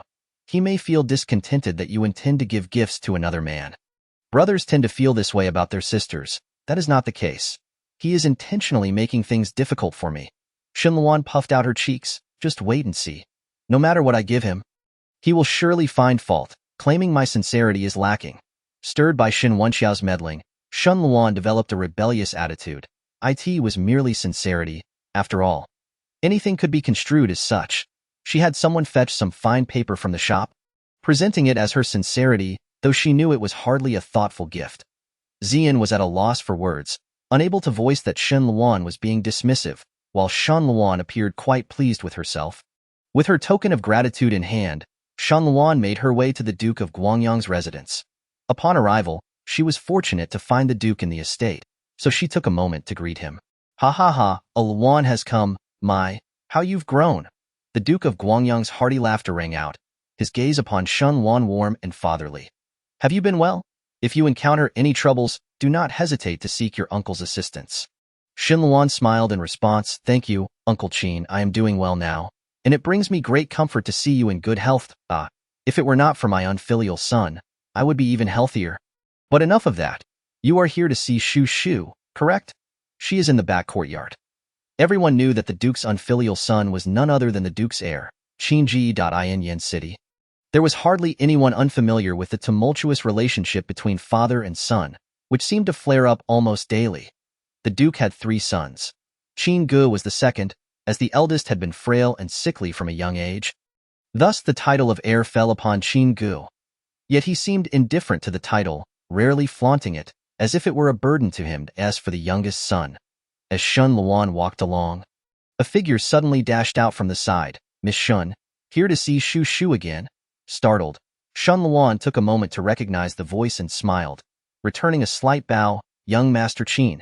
Qin Yu waved his hand, saying, "I have heard that you now call me second brother Qin Gu, so you ought to change how you address me as well. What shall it be? You may call me Qin Xiaogu. How does that sound?" Qin Yu seemed to think his idea was quite clever, his eyes sparkling as he fixed his gaze on Shun Luan. "Call me by that name. I wish to hear it." Shun Luan laughed heartily, complying with his wish as she called out, "Qin Xiaogu." A mere title brought Qin Yu immense joy, and he exclaimed, "How delightful!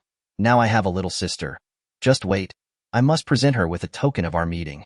After rummaging through his belongings, he produced a black jade pendant. "Here, take this. I must tell you, I had it specially acquired from the western regions." Before he could finish his sales pitch, a sharp tap on his head caused him to wince and clutch his forehead. Exclaiming, "Who?" Qin Gu looked down at him from a height, and instantly, Qin Yu's irritation vanished, replaced by a fawning smile. "Ah, second brother, what a coincidence, he. Shin Luan stifled her laughter beside them, finding the dynamic between the two Qin brothers endlessly amusing. It seemed as though Qin Yu had been born into the wrong life. He had no inclination towards martial arts. Being the youngest in the family, Qin Fu Run was indulgent, allowing him to forego training.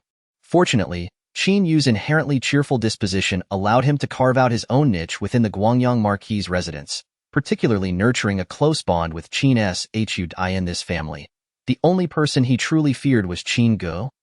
Much like a mouse instinctively wary of a cat, Qin Gu regarded Qin Yu with an expressionless demeanor. "Did you not say you were going out to meet friends today? At this hour? Why are you still indoors?" Oh, I was just about to head out," Qin Yu exclaimed. "I happened to run into the Shin family girl," he boasted. "The Shin family girl now calls me Qin Xiaogu. As her elder brother, I must show my gratitude." "Have you finished expressing your gratitude?" Qin Gu inquired, his tone turning serious. Qin Yu's smile faded as he quickly shoved the black jade pendant into Shun Luan's hands. "That's it. I must take my leave now, brother." He waved at Shin Luan. "Goodbye, sister." He departed hastily, as if something were chasing him. Shin Luan stood there, holding the pendant, unsure of what to do. "You may keep it. This is something Qin Yu brought from who knows where. I had someone appraise it, and it seems to be of decent quality." A smile flickered across Qin Ji's face. "Is she here to see Shu Shu? She mentioned wanting to visit the Shin family to find you, but she was delayed by some matters." Shun Luan bit her lip, casting a sidelong glance at the token in Ziyin's hands. "Previously, I must thank Brother Qin for the medicine he gifted me. It hastened my recovery. Today, I specifically came to express my gratitude." Shun Luan gestured for Ziyin to present the item, and Xiao Wu, standing behind Qin Gu, stepped forward to take it with efficiency. Qin Ji's eyes sparkled a little more brightly. "It was merely a small favor. There was no need for you to come all this way to thank me. Is your foot truly healed? I told you, it requires some kneading. It is indeed fine now." Shun Luan interjected, stopping Qin Gu from continuing. She was unsure why, but his voice always evoked vivid imagery in her mind. The memory of Qin Gu applying medicine to her foot was one she had struggled to suppress.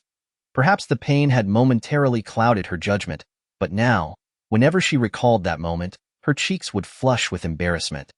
Qin Gu, sensing her discomfort, ceased his line of inquiry. "Very well, if you are healed, then I shall accompany you to find Shu Shu. As it happens, I am headed that way." As they walked, Ziyin and Xiao Wu lagged behind. Qin Gu lowered his voice. "The events of that day are well known. Aside from Chao Jian marrying Shen Yu, it seems there are few alternatives left. Is this what you desired?" Shin Luan's gaze remained fixed ahead, a subtle chill dancing in her eyes. Some individuals will resort to any means until the very end. Thus, one must not draw conclusions prematurely. "What do you think, Brother Qin?" Qin Ji's brow furrowed slightly, clearly agreeing with Shin Luan's sentiments. "You are correct. One must never let their guard down." Shin Luan would never be complacent, especially when it came to Chao Jin. She understood him all too well.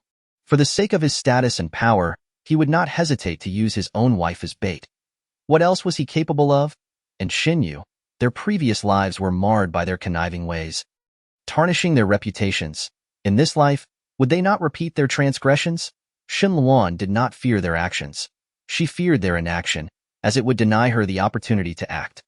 Qin Gu observed the icy determination in Shen Luan's eyes, curious about the depth of her animosity. What had Chao Jin and Shen Yu done to her to elicit such feelings? After a while, they reached the entrance to Qin Shu's courtyard, and Qin Gu halted. I truly appreciated the gift you sent, I am pleased, but remember what I told you before. Do not forget. Shen Luan blinked, watching him depart, moving in the opposite direction they had arrived. What happened to the idea of going the same way? As she reflected on their earlier conversation, she recalled Qin Ji's assurance that she could seek his help whenever needed. It was indeed a comforting promise. Chapter 85. Catering to one's preferences. A Luan. Qin Shu approached, playfully embracing her before pulling back to examine her foot. How is your foot faring? Is it better? I was worried sick. How could you possibly injure yourself while strolling through the gardens? I wanted to come see you, but mother suddenly burdened me with numerous tasks. Shen Luan patted her shoulder. I am fine. See, the moment I healed, I came to find you. She settled at the table. Understanding Qin Furin's concerns, the scandal surrounding Chao Jin and Shen Yu had stirred quite a commotion. Who would want their daughter caught in such turmoil? Hadn't Shenling been keeping to herself these past few days? Qin Shu leaned closer. Luan, what on earth is going on with your fourth sister? I was utterly astonished that day. How could she dare to be alone with a man in such a setting? You have no idea. Among those who witnessed it, some spoke quite harshly. Shen Luan narrowed her eyes. How harshly? Qin Shu opened her mouth to respond, then shooed away the servants before lowering her voice to confide in Shen Luan. There were a few notorious gossipmongers. They claimed Shen Yu's attire was disheveled, and I can hardly bring myself to repeat the rest. Qin Shu fanned herself, visibly disturbed. Such words were far too shocking for young ladies yet to be married. Shen Luan shook her head with a smile. There is no need to listen to such gossip. Fourth sister was in the wrong, and any matters should be addressed openly. One cannot blame others for their actions. I think the same, but she has you as an elder sister, and also Miss Shen Air. It is hardly her place to act so rashly. Qin Shu found it difficult to comprehend, believing Shen Yu to be truly lacking in decorum. Such behavior was unbecoming of any respectable young lady. However, the two soon brushed aside the topic of Shen Yu, deeming her unworthy of interrupting their time together. By the way, Luan, I heard that you twisted your ankle and encountered my brother that day? Shen Luan's body stiffened momentarily, though her expression remained unchanged. Who told you that? Who else but my brother? Qin Shu shrugged. I heard you had hurt your ankle, and he rushed to inform me that your injury was not severe. So I need not worry. She smiled sweetly. It was fortunate that day he chose to accompany me. He always carries medicinal ointment, which came in handy. It seemed her brother did have some usefulness after all. Shen Luan shook her head in exasperation. If your brother is useless on ordinary days. He is the heir of the Guangyang Marquis, renowned and respected by many. Why do you act as though he is dispensable? He hardly cares for such titles.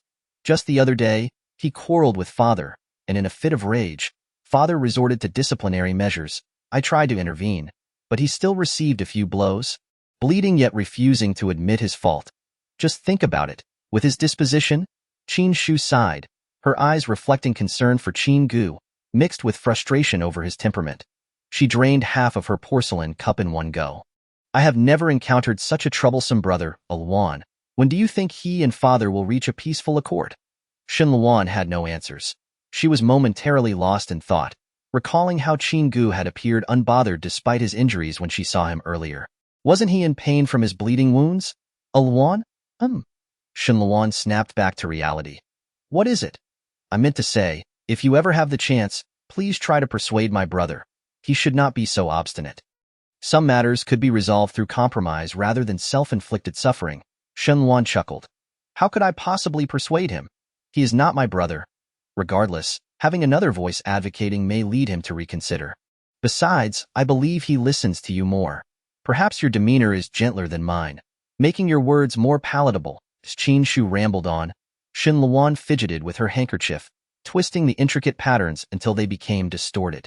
Her gentle nature, perhaps that was a thing of the past. In the eyes of Qin Gu, the present version of herself could very well be perceived as a calculating and cold-hearted woman. Upon departing from the Guangyang Marquis' residence, Shen Luan recalled that she still owed a token of gratitude to Shan Wenxiao. Zian, let the carriage take a detour to the west of the city. I remember mother mentioning that brother has a fondness for the roast duck from Yuji in that area. Understood. As Shen Luan sat in the carriage, she contemplated whether a roast duck would suffice as a distraction. Although the medicine she received was from the palace, she had no access to the imperial delicacies. Wasn't he the one who suggested catering to one's preferences? Upon arrival, in a show of sincerity, Shen Luan personally disembarked to make the purchase. Miss, we are truly fortunate. The shopkeeper informed us that only the last roast duck remains, and we have successfully procured it. Zian cheerfully paid, and a smile graced Shen Luan's face. The aroma wafting from the shop was enticing, yet after a prolonged exposure, it began to feel overwhelming. I shall step outside for some fresh air. I will join you once the package is ready. She stepped outside first, leisurely observing the hurried passers-by, realizing that everyone seemed engrossed in their own lives, too preoccupied to spare a glance at one another. Such days might be arduous, yet they were also fulfilling. Unlike herself, who was consumed by thoughts of vengeance, eager to see those she despised pay a bloody price. Yet, it was not entirely unsatisfactory. At least she had a purpose. Shen Luan's lips curled into a slight smile when suddenly, a commotion erupted at the end of the street. Soon, she witnessed a person on horseback dashing past, inciting a chorus of gasps. Which young master is this? How can he be so lacking in decorum? What if someone gets hurt? Indeed, where are the officials patrolling the streets? Oh dear child, are you frightened? The pedestrians voiced their disapproval of the act, but Shen Luan stood transfixed, gazing in the direction where the horse and rider had vanished. The speed had been too swift for her to discern the individual's features. However, that fleeting glimpse bore an uncanny familiarity. Miss? What are you staring at? Zian, cradling the roast duck, followed Shen Luan's gaze, only to find an ordinary street scene. Shen Luan withdrew her gaze and shook her head. I must have misseen. Have we completed the purchase? Then let us return. Shen Wenxiao fixated on the oiled paper bag before him. It was the roast duck from Yuji. Shen Luan maintained her composure, expressing gratitude for the medicine her brother had previously provided. Brother mentioned that one should choose gifts according to the recipient's preferences, and since I am unaware of your other interests, I personally procured this roast duck for you, hoping it brings you joy. Shen Wenxiao. He inhaled deeply to as siblings. Is this all you know of my tastes, that I enjoy roast duck? Shen Luan widened her eyes in surprise. But, brother, do you even know what I like? He might not even know his own preferences, yet he dares to criticize her. Chapter 86. Bewilderment. Shen Wenxiao lowered his gaze. You prefer rice over noodles? Chicken over duck? Avoid onions and garlic. Favor sweet and sour flavors. And you adore East pearls and jade but dislike gold and silver. You prefer light colors in your attire, steering clear of gaudy hues. Need I continue? Shen Luan stood there, dumbfounded, her mouth agape in astonishment. How do you know all this? Shen Wenxiao squinted at her. What do you think? I am not like some people who have, for years, only recognized my fondness for roast duck. Shen Luan's face flushed slightly as she stammered. I will pay more attention in the future. She spoke. She lifted her gaze, realizing that her brother understood her so well. She had previously thought what? That Shen Wenxiao cared nothing for his sister and was indifferent to her? Until today, it became clear that she had been mistaken all along. Shen Wenxiao observed her slightly flushed cheeks and chuckled softly. I will accept this gift, but should you wish to bestow me with another, make sure to consider it carefully. Certainly. Shen Luan quickly excused herself, exiting the courtyard and patting her chest. I can't shake the feeling that my brother is not quite like my brother. Zian curiously inquired, then what does he resemble? More like father. Zian nearly choked, admonishing, Miss, do not speak so recklessly. Truly, an elder brother is akin to a father. The ancients were indeed wise. Shen Luan had been keeping a close watch on the matter concerning Shen Yu. She knew that grandmother had summoned her second aunt, likely to discuss the marriage between Shen Yu and Chao Jian. To resolve this predicament, the two must wed. As rumors gradually faded, no one would pursue Shen Yu further. Otherwise, who would come seeking to marry her in the future? Her fourth sister was currently unable to leave the courtyard. She wondered how she was faring. Zian replied bluntly, why should you worry about her? Fourth Miss has always been quite resourceful. Perhaps this situation is aligning with her wishes. Shen Luan rested her chin on her hand, propping her elbow on the table. Not necessarily. How could Chao Jin willingly marry a concubine's daughter? Even Xin Yu would not be content to wed him. Her aspirations are grander than the sky. She yearns to be the best married daughter of the Xin family, at the very least, to outshine her peers. Miss, the madam has arrived. Xin Luan stood up and, upon stepping out of the room, immediately spotted the flustered figure of Jin Shi. Come, let us speak inside.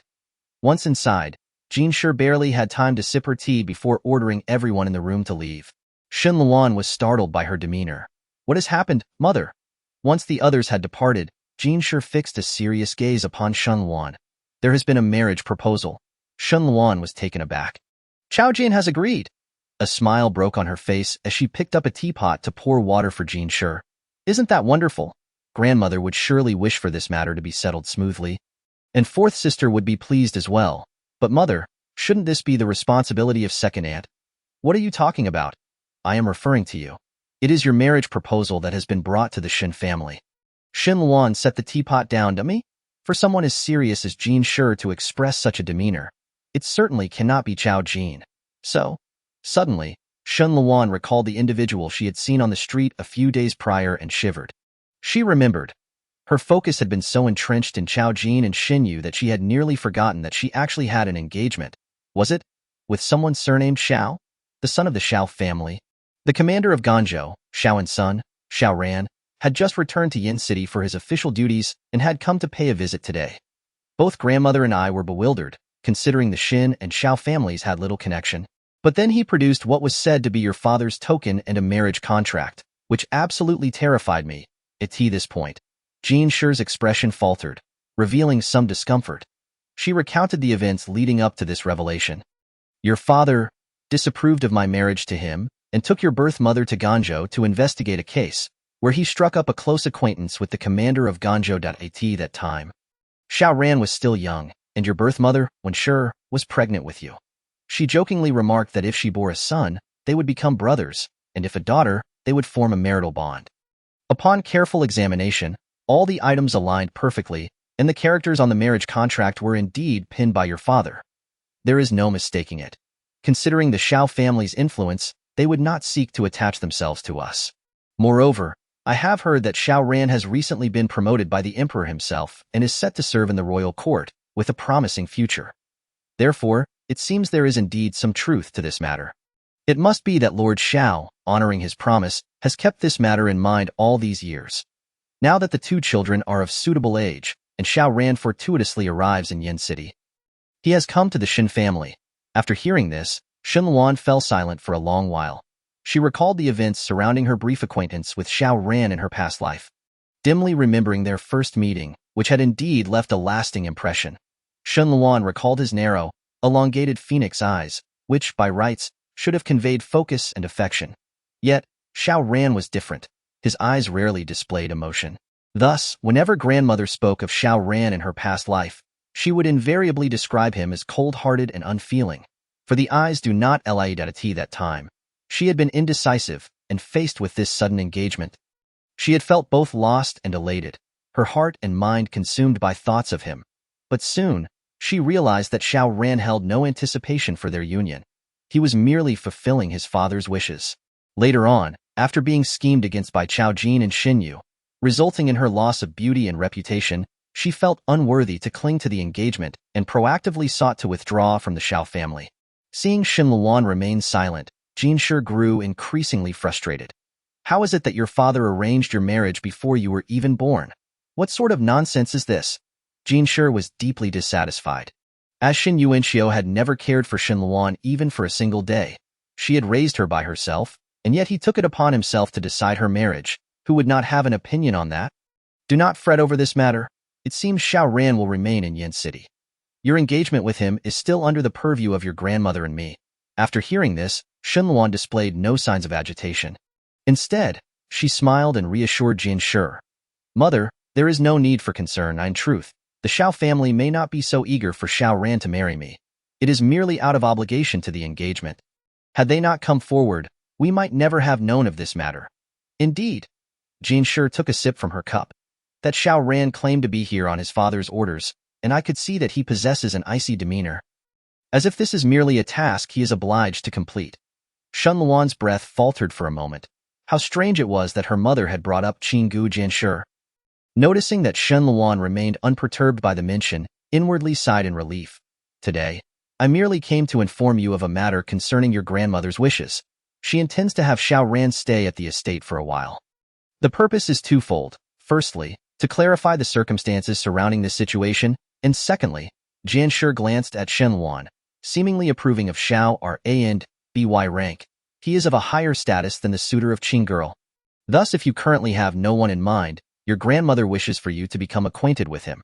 Should there be mutual interest, it would indeed be a splendid match. Chapter 87. Timely mitigation. Shun Luan dismissed the thought. What beauty was there in this Xiao Ran, who would soon be on par with Qing Gu? After Jianshi departed, Shun Luan reclined against the window's couch, staring at the butterfly-patterned incense burner on the low table.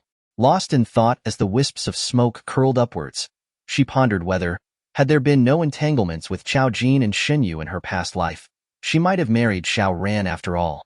In her previous existence, she was ensnared in the inner quarters, knowing little of court affairs, only aware that during the fiercest struggle for the throne, Xiao Ran remained a steadfast royalist, neutral and unyielding.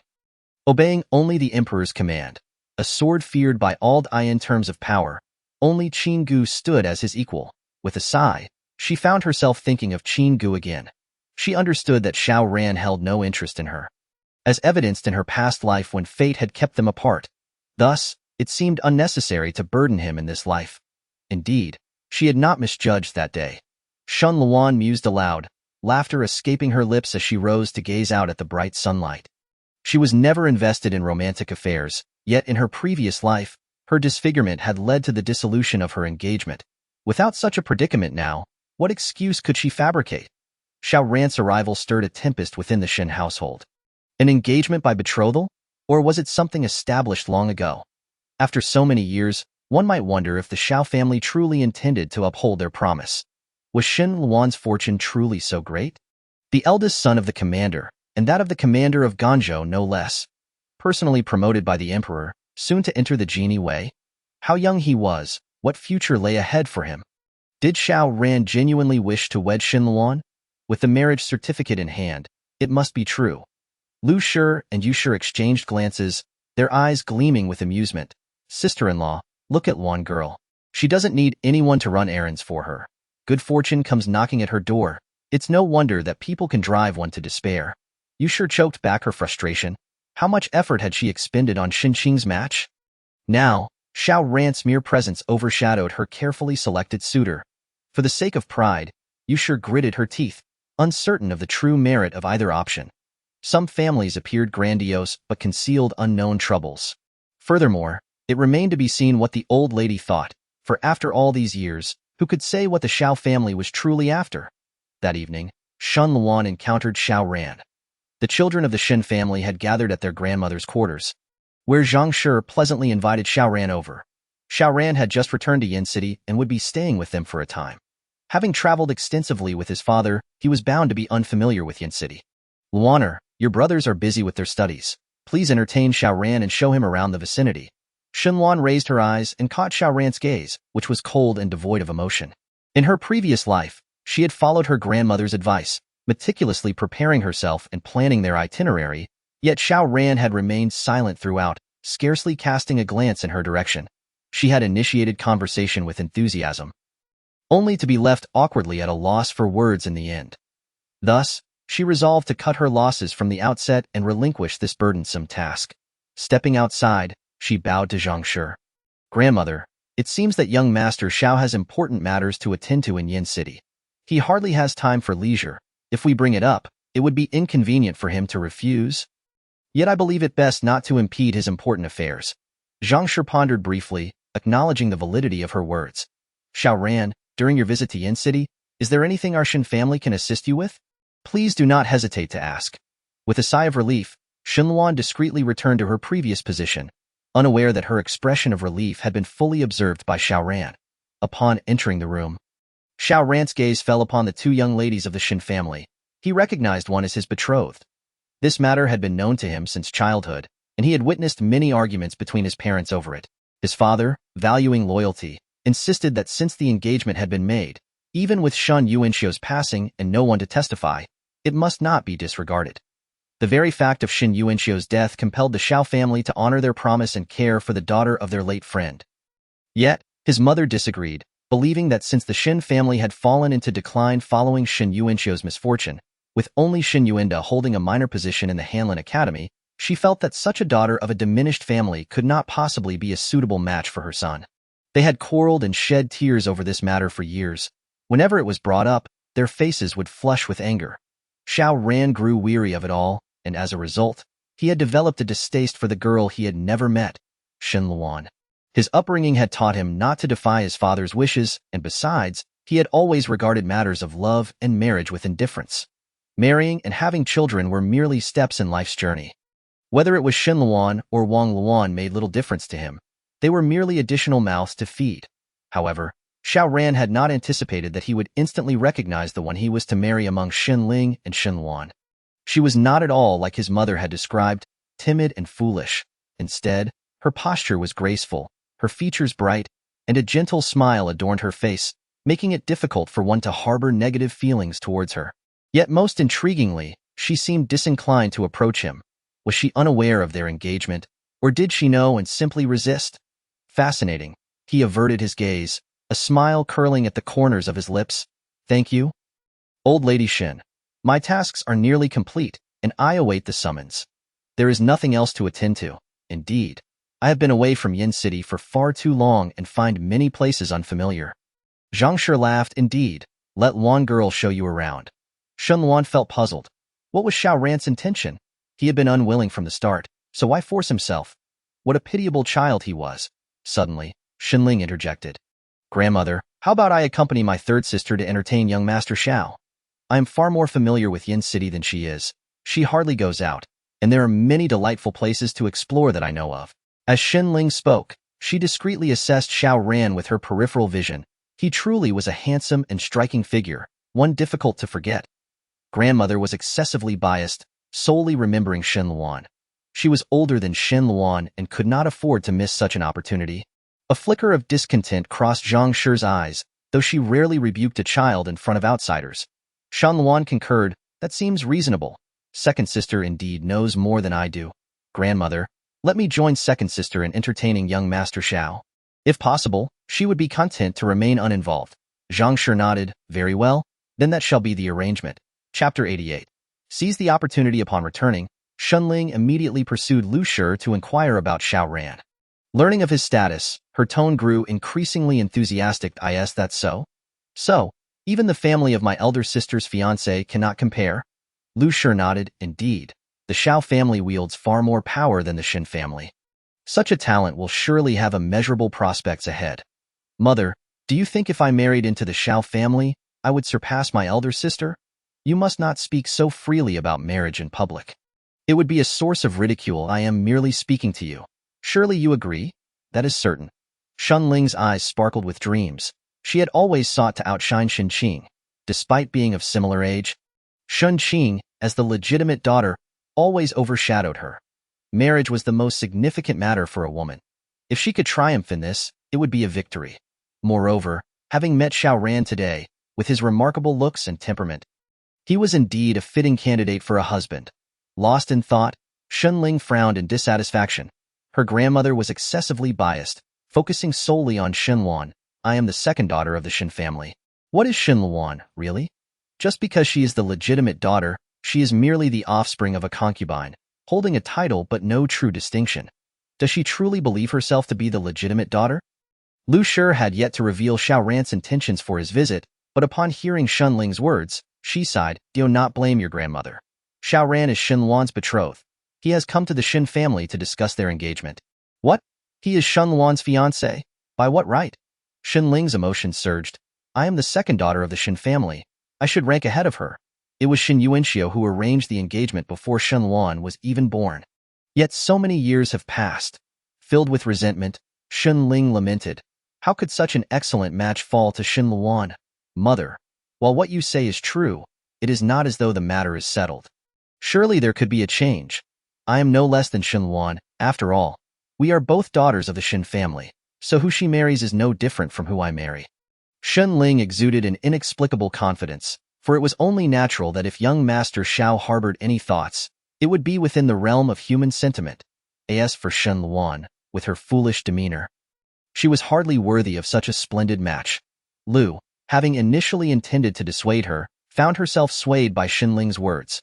Thus, she urged her daughter to seize the opportunity. Although this engagement with the Xiao family was somewhat of a stretch, who knows what may come of it? My dear Linger, radiant as a flower, who could possibly resist her charm? The two women erupted into peals of laughter within the confines of their chamber. Outside, Shin Yu stood for a considerable time, holding the freshly crafted handkerchief before turning to hand it to a servant and returning inside.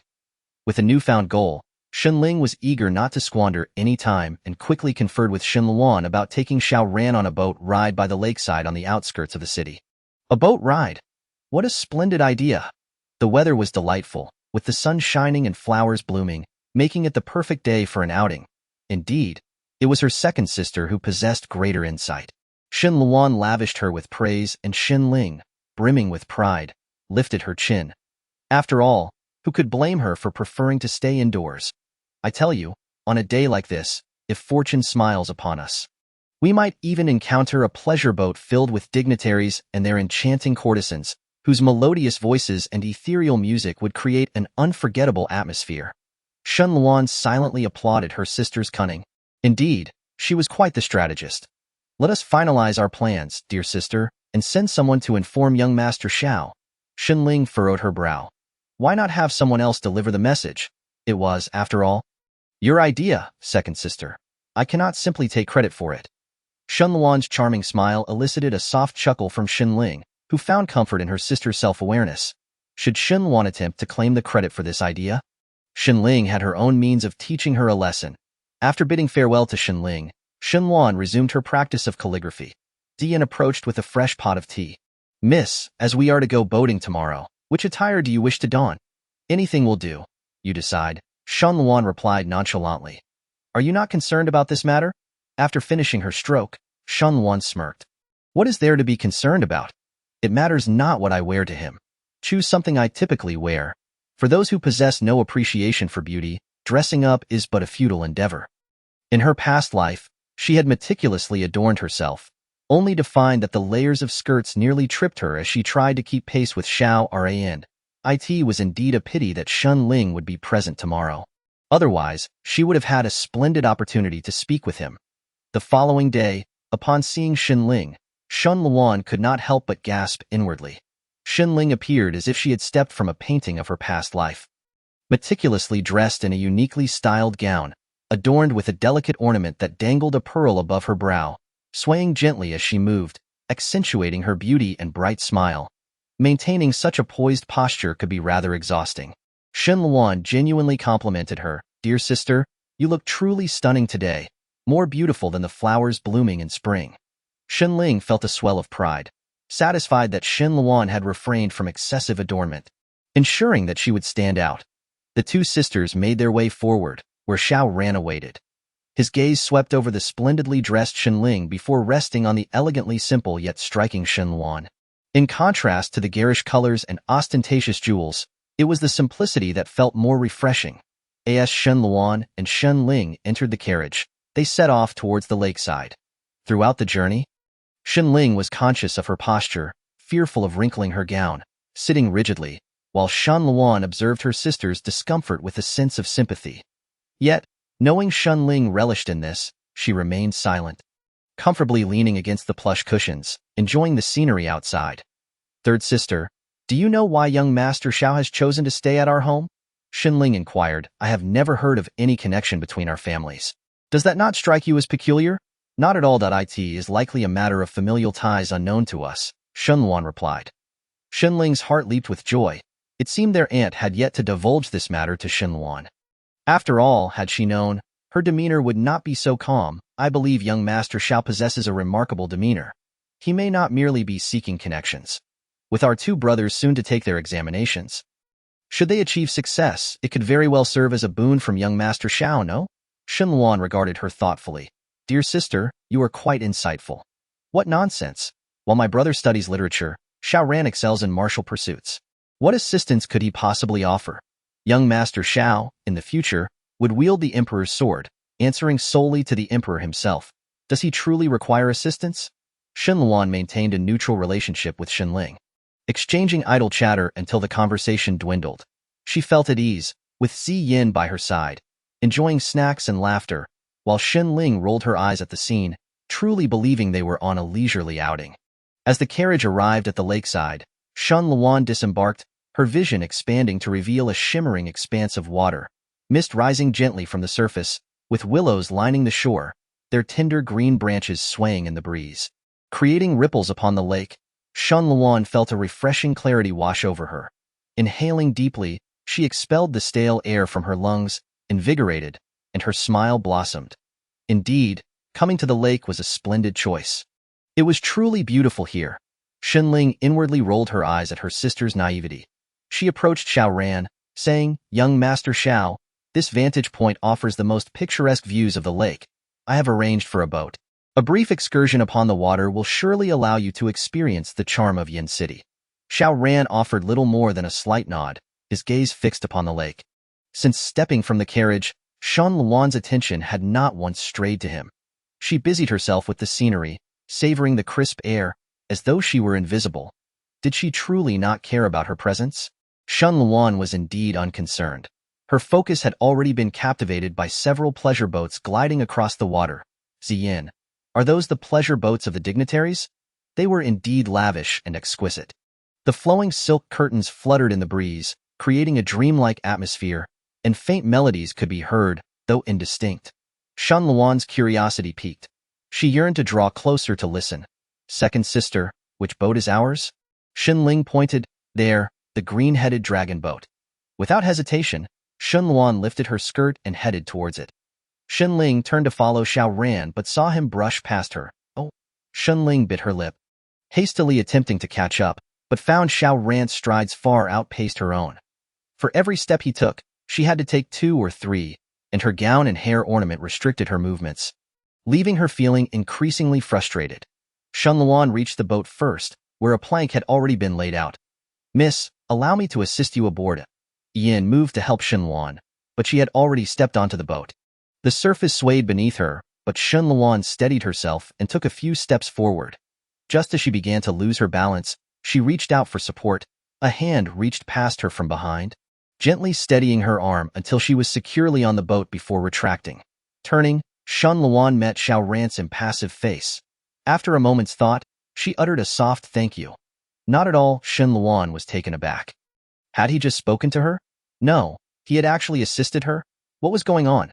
Wasn't he supposed to maintain a noticeable distance from her? Shen Luan was puzzled, and Shen Ling had also arrived at the shore. Witnessing Xiao Ran's brief assistance to Shen Luan ignited a fire of jealousy within her. If it weren't for this wretched gown. Yet, how could Shen Luan, this incompetent girl, not even walk properly? Standing at the edge of the plank, her face betrayed a hint of trepidation. This seemed rather perilous. "I hope third sister isn't scathed." Shen Luan quickly discerned her sister's intentions and, suppressing a laugh, reassured her, "It's actually quite stable. Dear sister need not worry." I feel a bit apprehensive," Shen Ling admitted, casting a pitiful glance at Xiao Ran. If he could assist Shen Luan, surely he could lend her a hand as well if she stumbled and fell into his arms. He likely wouldn't mind, would he? However, Xiao Ran seemed oblivious to Shen Ling's silent plea, standing with an air of detachment, gazing into the distance. Shen Ling inwardly seethed. Shen Luan was still intent on pursuing the pleasure boats. Sighing, she urged, "Dear sister, do come over. I will assist you." "Who needs your help?" Shen Ling gritted her teeth, her expression wavering as she crossed the plank, yet she did so with surprising steadiness. The plank was removed, and the boat glided towards the center of the lake. Shen Luan found a spot in the cabin to sit, the gentle breeze caressing her face, carrying the faint scent of moisture, making her feel so comfortable that her eyes nearly closed. Shen Ling settled beside Shen Luan and asked, "Third sister, why do you sit here alone? Aren't you going to the bow to take a look?" Shen Luan peered towards the bow and, upon catching sight of Xiao Ran's robes, quickly withdrew. "Dear sister, if you wish to go, then please do. I prefer to sit and admire the scenery." Should you choose to go, kindly inform the boatman to steer us closer to the pleasure boats. I wish to hear the songs from aboard. Seeing her disinterest in approaching Xiao Ran, Shun Ling felt relieved, her smile softening. How simple. I shall convey the message. She adjusted her hairpiece, allowing the maid to assist her before gracefully exiting the cabin. Shun Luan watched her sister with a sense of pity, recalling how, in her previous life, Shun Ling had once harbored designs on Xiao Ran, only for nothing to come of it. Someone like Xiao Ran would never draw near the Shen family unless compelled by an order from Lord Xiao. It was inconceivable that he would have any ties to the daughters of the Shen family. After severing her engagement with him, there was no further interaction. She only sporadically gleaned insights into Xiao Ran's formidable nature through Qiao Jian, as if she were conversing with someone from an entirely different realm. Shun Luan's gaze drifted to the distance, her thoughts wandering further with the gentle sway of the boat, gradually enveloped by a sense of drowsiness. Miss? Shun Luan heard Ziyan's soft call, turning in surprise. When had Xiao Ran entered? Wasn't young Master Xiao admiring the scenery at the bow? I grew weary and came in to rest. Oh. Shun Luan nodded perfunctorily. Yet internally she was astonished that he had responded to her at all. How could this incarnation of Xiao Ran differ so greatly from the one in her previous life? After a moment, she noticed that Xiao Ran remained silent, and it dawned on her that perhaps he was indeed the same. Maybe it was simply because, in this life, she was less exuberant and thus did not come off as bothersome, allowing for straightforward inquiries without causing herself embarrassment. Just how flawed had she been in her past existence? Shun Luan sighed inwardly, catching sight of Shun Ling's awkward figure outside, and stood up. It feels rather stifling in the cabin. I shall step outside for some fresh air. She offered Xiao Ran a friendly smile before turning to leave the cabin, oblivious to the fact that Xiao Ran's gaze remained fixed on her retreating back. Upon exiting the cabin, Shun Luan approached Shun Ling, elder sister. Are you not weary? The wind may cause a headache if you linger too long. If you are fatigued, do take a moment to rest inside. Shun Ling, feeling rather dejected, was relieved to see Shun Luan take the initiative to come out, which improved her mood somewhat. Very well, that would be the painted boat. Younger sister, did you not wish to listen to some music?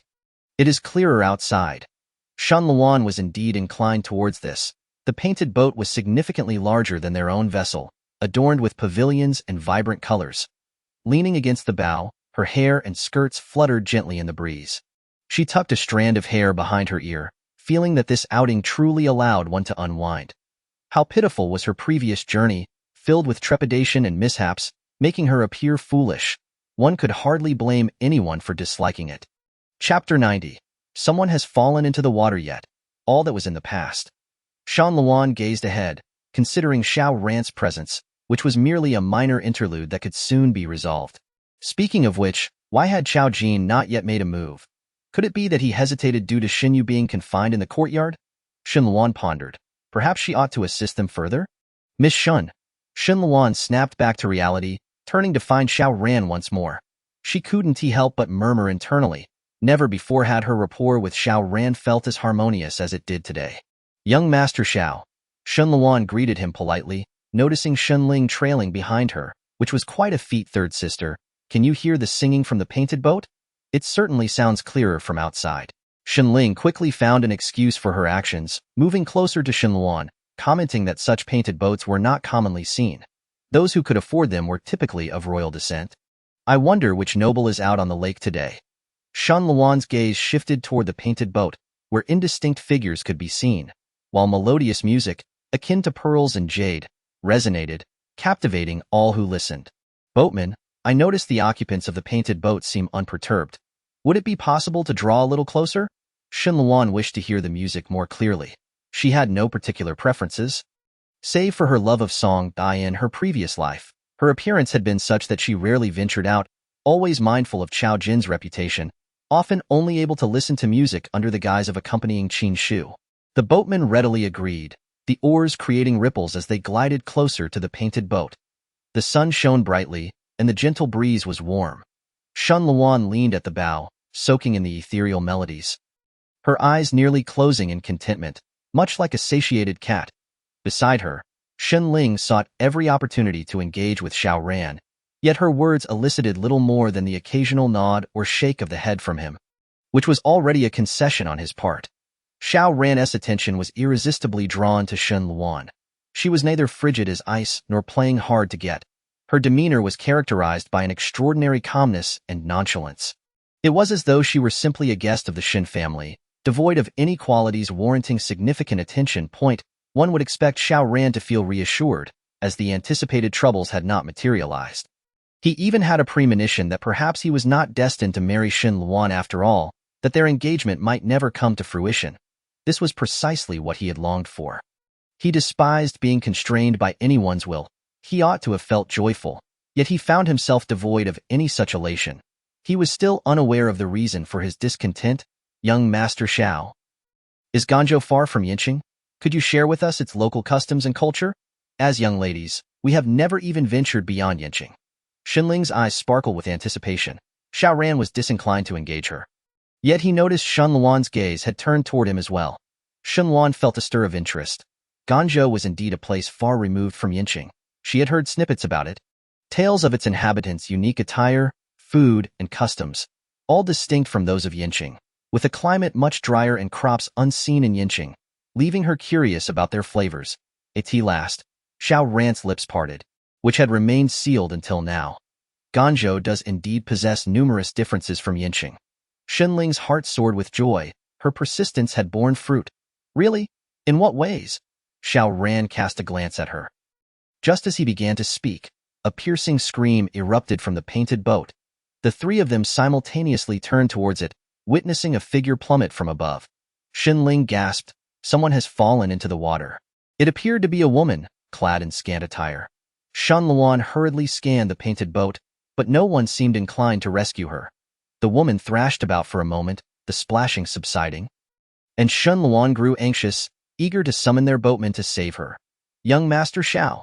Shenling's voice trembled, and with a splash, Xiao Ran leapt into the water. Shen Luan glanced back, immediately turning around. Ziyin, fetch my cloak and prepare some hot water. The boat bustled with activity as Shen Luan held the cloak, watching Xiao Ran swim with agility and successfully reach the woman, returning with her in tow, which eased her anxiety. Thankfully, the woman was still conscious. With the boatman's assistance, both Xiao Ran and the woman were pulled aboard. Shenling emitted a curious sound, her gaze a blend of disdain and schadenfreude. The unfortunate woman appeared to be a songstress, her delicate attire clinging to her form upon becoming wet, entirely revealing her curves. Shen Luan swiftly unfurled her cloak to drape it over the woman, ensuring her head was well covered. Are you all right? Quickly, go inside the cabin to warm up and have some hot tea to calm your nerves. The woman trembled like a quail, her fingers, now pale from the cold, clutched the cloak tightly as she repeatedly expressed her gratitude. Thank you, miss, thank you. Just as Shen Luan was about to lead the woman into the cabin, she suddenly remembered that Xiao Ran was also soaked. Young Master Xiao, you ought to change into dry clothes promptly to avoid catching a chill. She believed her words were quite appropriate, conveying both concern and propriety, and after all, Shenling was present too. Thus, Shen Luan felt justified in ushering the woman inside. The songstress, still shaken, changed out of her drenched garments with Ziyin's help, and as she held a cup of hot tea, her trembling hands nearly spilled it. Shen Luan assisted her in placing the cup on the table, then held her hands against the cup's warmth. You must have been frightened. How did you end up in the water? A flicker of terror crossed the songstress's eyes as she lowered her head, remaining silent for a long moment. After a while, Xiao Ran and Shenling entered as well. Xiao Ran had already changed out of his wet clothes. Though his hair still dripped, his servant, awkwardly trailing behind, was busy drying him off. Once Xiao Ran sat down, Shen Luan naturally poured him a cup of water and continued to comfort the songstress. Xiao Ran gazed at the cup of water for a while before lifting it to drink. The warmth of the tea dispelled the chill within him, reviving his vitality. She did not fall in by her own accord. The songstress suddenly looked up, her fear more pronounced than before. Shen Luan furrowed her brow. What did she mean? Not by her own accord. Could it be that she was pushed? Xiao Ran set down the cup. I did not see clearly, but it stands to reason you were pushed, does it not? After all, no one on the painted boat cried out for help. Tears streamed down the songstress's cheeks, splattering onto her own hands. It was my fault. This is my punishment. Shen Luan was taken aback. The songstress's voice was simply exquisite. From her, Shan Luan learned that the noble on the painted boat was the third prince. The third prince? Xin Ling gasped, her eyes suddenly alight with yearning. Chapter 91. I have a plan. Xin Luan cast her a sidelong glance. The third prince held no reputation in her eyes, being merely a scoundrel akin to Chao Jin. The songstress recounted that she had angered the third prince, which led to her being pushed into the water, explaining why no one came to her aid. Xin Ling quickly tugged at Shan Luana's sleeve. Third sister, you have landed in serious trouble. By saving her, you are bound to incite the third prince's wrath, potentially implicating our family. You must think of a solution. What kind of solution? Why? How to placate the third prince's anger? Xin Ling's gaze turned hostile towards the songstress, as though she were the source of their calamity. Our family cannot afford to offend the third prince. Besides, it is only natural to be punished for wrongdoing. What's more, you angered a royal. How could you be so foolish as to jump in to save her? Xin Luan lightly tapped the table with a smile, reminding that it was young Master Xiao who had rescued her. You should repeat that to him, she said playfully. Xin Ling's expression shifted dramatically as she shot a fierce glare at Xin Luan, perplexed by her sister's tone. Xin Luan returned the look, feeling at a loss for words with Xin Ling. Do not fret, my lady. Once the boat reaches the shore, you must make your swift departure. Third sister, do take a glance outside. The third prince's pleasure boat is indeed following us. Do you truly believe it can escape? Xin Ling scoffed, dismissing Shan Luan's optimism. Do you think your intentions are benevolent? Should she fall back into the third prince's grasp, the suffering she endures will only multiply. Your good intentions may very well lead to our mutual demise. Peering out the window, Shan Luan confirmed the presence of the boat, noticing figures standing at the side, seemingly keeping a watchful eye on them. Your Highness, is it permissible to disregard human life so callously? Xin Luan felt a surge of indignation, recalling the miseries of her past life. With the third prince as the source of her anguish, third sister, you must choose your words wisely. Do you truly know whom you are addressing? That is the third prince. When he arrives to claim someone, will you dare to resist? Shan Luan's countenance grew serious, her narrowed eyes flashing with a hint of determination. Xiao Ran, observing her, spoke slowly. I have a plan that can facilitate her escape. Xin Ling's anxiety escalated. Young Master Xiao, what are you considering? Do you intend to recklessly involve yourself as well? Xiao Ran's gaze remained fixed on Xin Luan. The third prince has always been mindful of his reputation. He would not act against me out of anger for a mere singer. He took a few steps closer to Xin Luan, bridging the gap between them, but added with concern. Yet, I worry that after I take her away, the third prince may retaliate against you. Shan Luan contemplated this, oblivious to their proximity and Xiao Ran's suddenly softened tone. The third prince, still in a phase of restraint, would not easily resort to malevolence, particularly not towards Xiao Ran.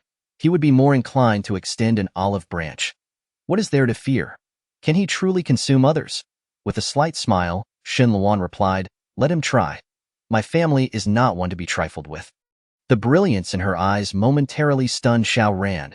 He had often heard his father speak of Shun Yuanxiu, a prodigy unlike any other, possessing a charm that captivated all that in that fleeting moment. He could almost envision it. I understand now.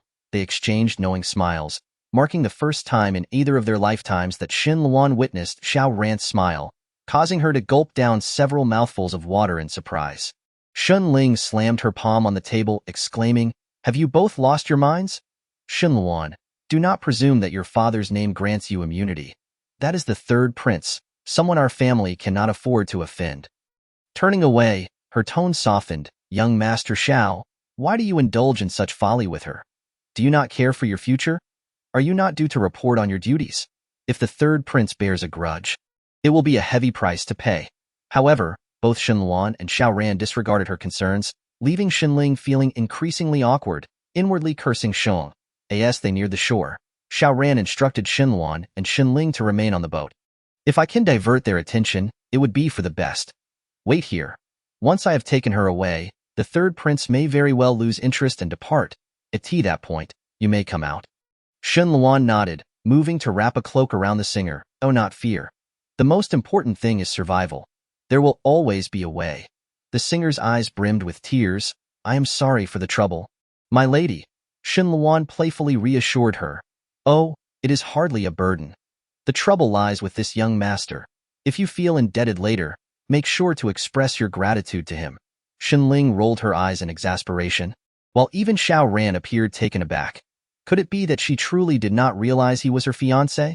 Xinluan looked up, catching two pairs of puzzled glances. What is it? Xiao Ran turned his head. It is nothing. We are about to dock. The singer's hands were as cold as ice, revealing her extreme nervousness. Xinluan continued to comfort her. Fear not. This young master Xiao is exceptionally capable and will ensure your safety. Xinluan's impression of Xiao Ran was largely shaped by her past life, where he exuded an aura of power and authority, commanding respect even from the third prince, who would retreat in his presence. Chao Jin often spoke of him with envy, wishing to embody Xiao Ran himself. Thus, she naturally praised him without a second thought, oblivious to the different connotation it bore in Xiao Ran's ears. The boat docked, and the plank was lowered. Meanwhile, figures from the other pleasure boat had already disembarked. Xiao Ran led the singer across the plank and glanced back at Xinluan. Though he said nothing, she sensed an undercurrent of concern in his eyes. She chided herself for her growing vanity and wondered if she ought to consult a physician upon their return. Inside the cabin, Xinluan and Xinling sat in silence. Xinling's meticulously adorned face was clouded with fury, while Xinluan appeared particularly relaxed, even continuing to enjoy the scenery. Third sister, you have truly erred this time.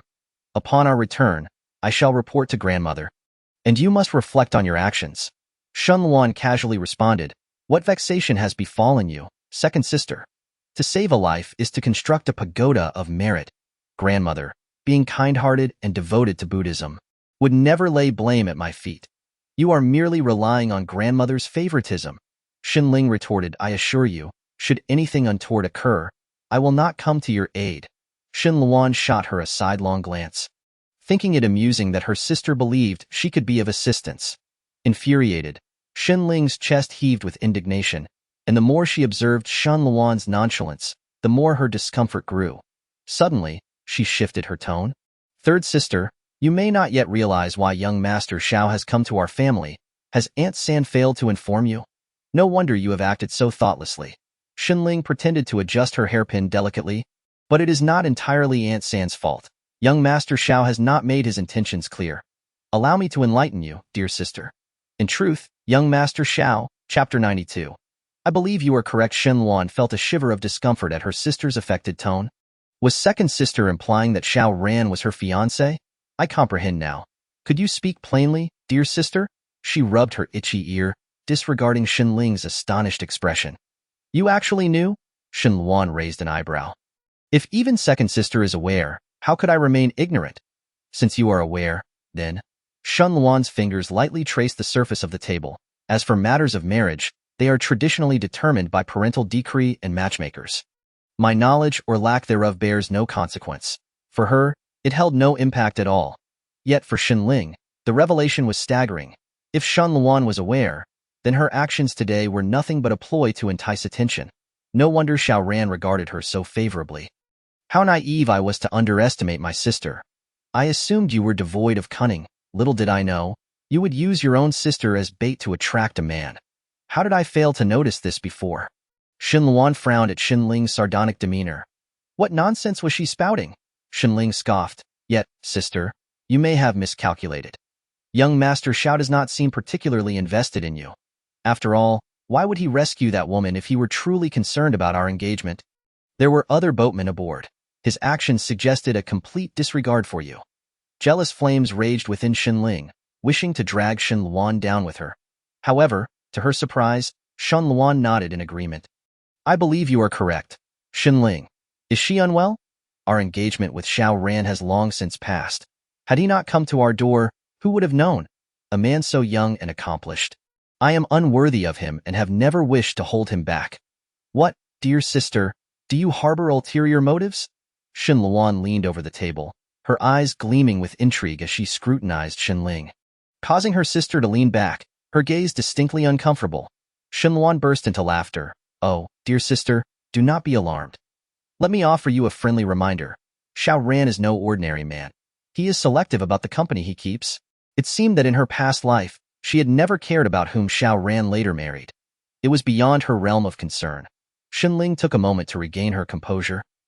her face flushed with anger. Shen Luan, you? Just then, a voice interrupted. Are you the young ladies from the Shin family? The third prince requests a meeting with you both. Your presence is greatly anticipated. The sudden voice startled both sisters. Exchanging glances before Xinling shot Shen Luan a furious look. Let us see how you manage this. Shen Luan's heart raced as she disembarked, quickly scanning the shore for Xiao Ran and the singer. Feeling relieved when she did not see them, perhaps they had successfully evaded capture. Please, ladies, this way. The third prince awaits. The attendant guided them to a spacious area on the shore, where tables and chairs had already been arranged. The third prince, dressed in splendid attire, was seated with his back to them, savoring tea. The attendant whispered a few words in the prince's ear before he rose and slowly turned to face them. It is said that beauty emanates from the heart, and Shen Luan found this notion quite compelling. The third prince was undeniably handsome. However, she felt an immediate aversion upon locking eyes with him. In contrast, Shen Ling displayed a look of delight, gracefully curtsying, "It is an honor to meet your highness." Shen Luan followed suit, mirroring her sister's greeting, unafraid of the third prince. The third prince has cultivated a commendable reputation within the court. He is both cunning and astute in time. He has managed to win over numerous court officials and, with the added support of his adoptive mother, the Empress, it once seemed that the position of crown prince was destined for him, if not for the existence of the ninth prince. Thus, it would be improbable for him to take any drastic actions against the young lady from the Shin family, at most causing some minor annoyances or offering veiled threats. Shen Luan felt a sense of steadiness in her heart.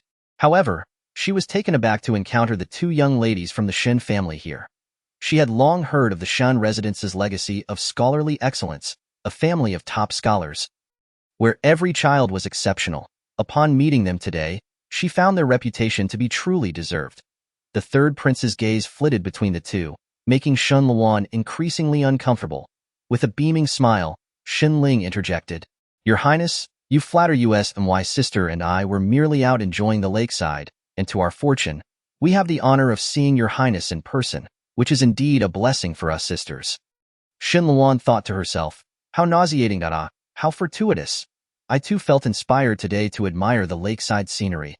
However, I noticed, besides the two of you, that Xiao Ran from the Xiao family was also present. He has taken away one of my favorite songstresses. The third prince's tone, laden with implication, made Shen Luan's heart skip a beat. Did that mean they had indeed crossed paths? Xinling's expression shifted as well. This, I am afraid I do not know the details. All I am aware of is that young Master Xiao is the fiancé of my third sister. As for why he would take your highness's songstress, I beg your pardon for my ignorance. Shen Luan internally berated Xinling for her naivety. How convenient it was for her to feign ignorance now. The third prince's gaze swept over Shen Luan, who raised her head, her demeanor calm and gentle. While we were boating, I happened to witness someone fall into the water. Young Master Xiao, exhibiting great kindness, promptly rescued the individual. Life is of utmost importance. And given the urgent nature of the situation, we were unaware of the circumstances that led to her falling in. Thus, there is no basis for claiming that he took her dado? And what do you think was the cause of her falling into the water? In response to your highness, the lady was choking on water and in shock. Once rescued, she was disoriented, prompting us to bring the boat to shore, where young Master Xiao took her to a medical facility. Therefore, we have no knowledge of the reasons behind her fall. Perhaps it was merely an unfortunate accident. How intriguing! A hint of interest flickered in the third prince's eyes. Miss Shen, you possess a heart of compassion. Yet, seeing your fiancé leave with the young maiden alone, do you not feel the slightest concern? After all, we are not yet wed. Should my future husband act in such a manner, I would certainly have cause for concern. The third prince regarded her for a moment before chuckling softly, lifting his teacup. How amusing! I had no idea Miss Shen possessed such a character. The third prince, accustomed to the flattery of nobility, found Shen Luan's demeanor rather unremarkable, which was entirely understandable. Shen Luan focused solely on wishing for the third prince to let them leave, yet she regrettably forgot about Xinling. Xinling was entirely preoccupied with outshining Xinqing. After being captivated by Xiao Ran, she now found herself enchanted by the handsome third prince. Initially believing that they were out of reach, today's encounter made her feel that perhaps he was not so unattainable after all. The position of a princess surely held greater prestige than that of a typical official's wife, for upon returning home, Even her grandmother would have to pay her respects. Xinling was grateful for her careful preparations today. Stepping forward with a bright smile, "Your Highness, my third sister is indeed of such a temperament. I hope you will not take offense. She is not fond of mingling and is rather inexperienced in social matters." As Xinling smiled while subtly undermining Xinluan, she thought that Xiao Ran likely did not intentionally abandon her sister for another woman, urging the prince not to poke at her sister's heart further. Chapter 93. Each has their aspirations. The third prince was no stranger to such enthusiastic gestures from Xinling, yet he exhibited far more gentlemanly conduct than Xiao Ran, warmly inviting Xinling to sit down for tea. Xinling was overjoyed, repeatedly expressing her gratitude, her smile unwavering, her gaze lingering on the third prince with a hint of affection. "Is Miss Shan unwilling to grace us with her presence?" Noticing Shan Luan standing motionless, the third prince's smile gradually darkened. After much contemplation, Shan Luan was about to step forward when she suddenly heard a loud voice behind her. "Brother, what a coincidence to find you here," Shan Luan sighed. Her outing today had been fraught with misfortune, a lapse in her judgment. The third prince's expression shifted, becoming warm and gentle as he smiled while passing by Xin Luan. "Ninth brother, what a coincidence. You two have come to enjoy the lakeside?"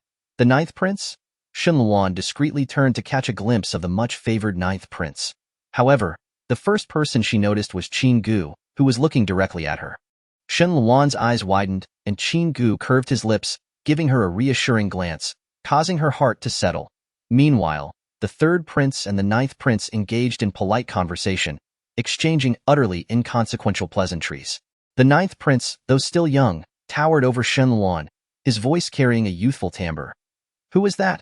Before the third prince could respond, Qin Gu interjected, "That is Miss Shun, the third daughter of the Shen family, and also a close friend of my younger sister, a friend of Qin Shu." The ninth prince's eyes lit up as he approached Shen Luan. She curtsied, but the ninth prince waved his hand dismissively. "We are not in the palace. There is no need for such formalities. You are a friend of Qin Shu. She has spoken of you often. Yet this is our first meeting." The ninth prince turned to the third prince. "Brother, you are not making things difficult for Miss Shun, are you?" The third prince chuckled softly. "How could that be? My encounter with Miss Shun was merely coincidental.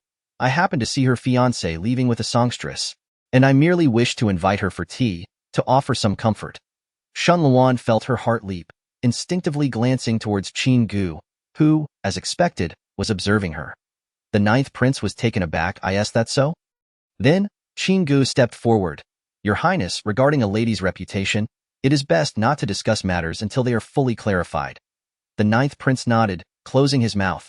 "You are right, brother. It is not appropriate to discuss Miss Shan's affairs so casually." His innocent demeanor, unschooled in the ways of the world, brought a smile to the third prince's heart, though he maintained a facade of seriousness. "Ninth brother, you make a valid point. I was indeed hasty. I beg for Miss Shan's forgiveness."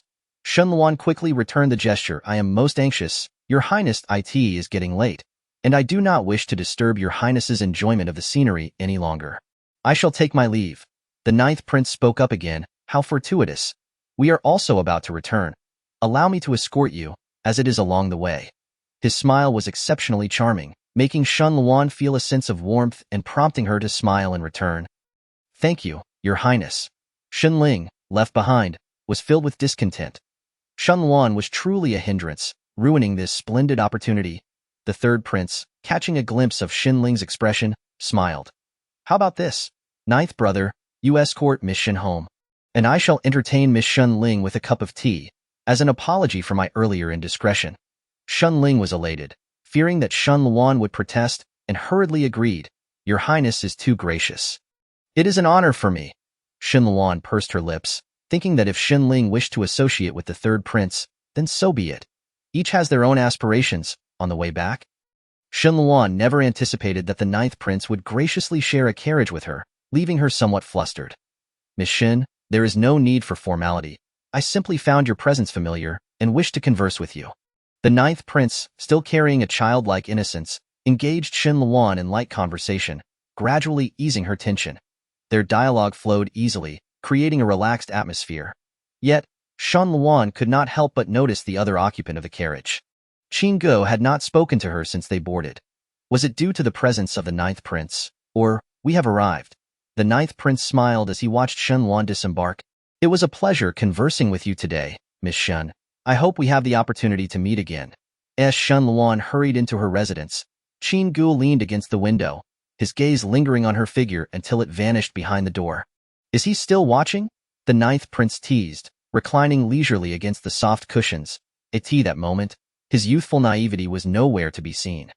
Qin Gu, what is this? Why has another fiancé of Miss Shen's suddenly appeared? Are you not disappointed? Qin Gu cast him a sidelong glance. Your Highness, exercise caution in your words. Oh, did I speak incorrectly? I merely caught a glimpse of the individual on that horse and instantly recognized whose cloak it was. Who rushed over to my aid without hesitation? The ninth prince patted Qin Ji's shoulder, feigning maturity as he sighed dramatically. Unrequited love. Such feelings, I comprehend. Qin Ji's gaze fixated on the hand resting on his shoulder, prompting the ninth prince to retract it discreetly. I did not say anything wrong. Your Highness, your skills in combat have somewhat declined of late. Upon returning to the palace, you should practice a series of movements. Brother Qin, the ninth prince pleaded, clinging to Qin Ji's arm with a woeful expression. I was wrong, was I not? My fiancé, when leaving the residence, Shen Luan, Shen Ling, and Xiao Ran ventured out together. However, upon their return, they were separated, each arriving alone. Shen Luan fared better, as the Jin family would not pry, and upon seeing her composed demeanor, they let it be. As for Shen Ling, upon her return, she nestled with Lu Shi in their quarters.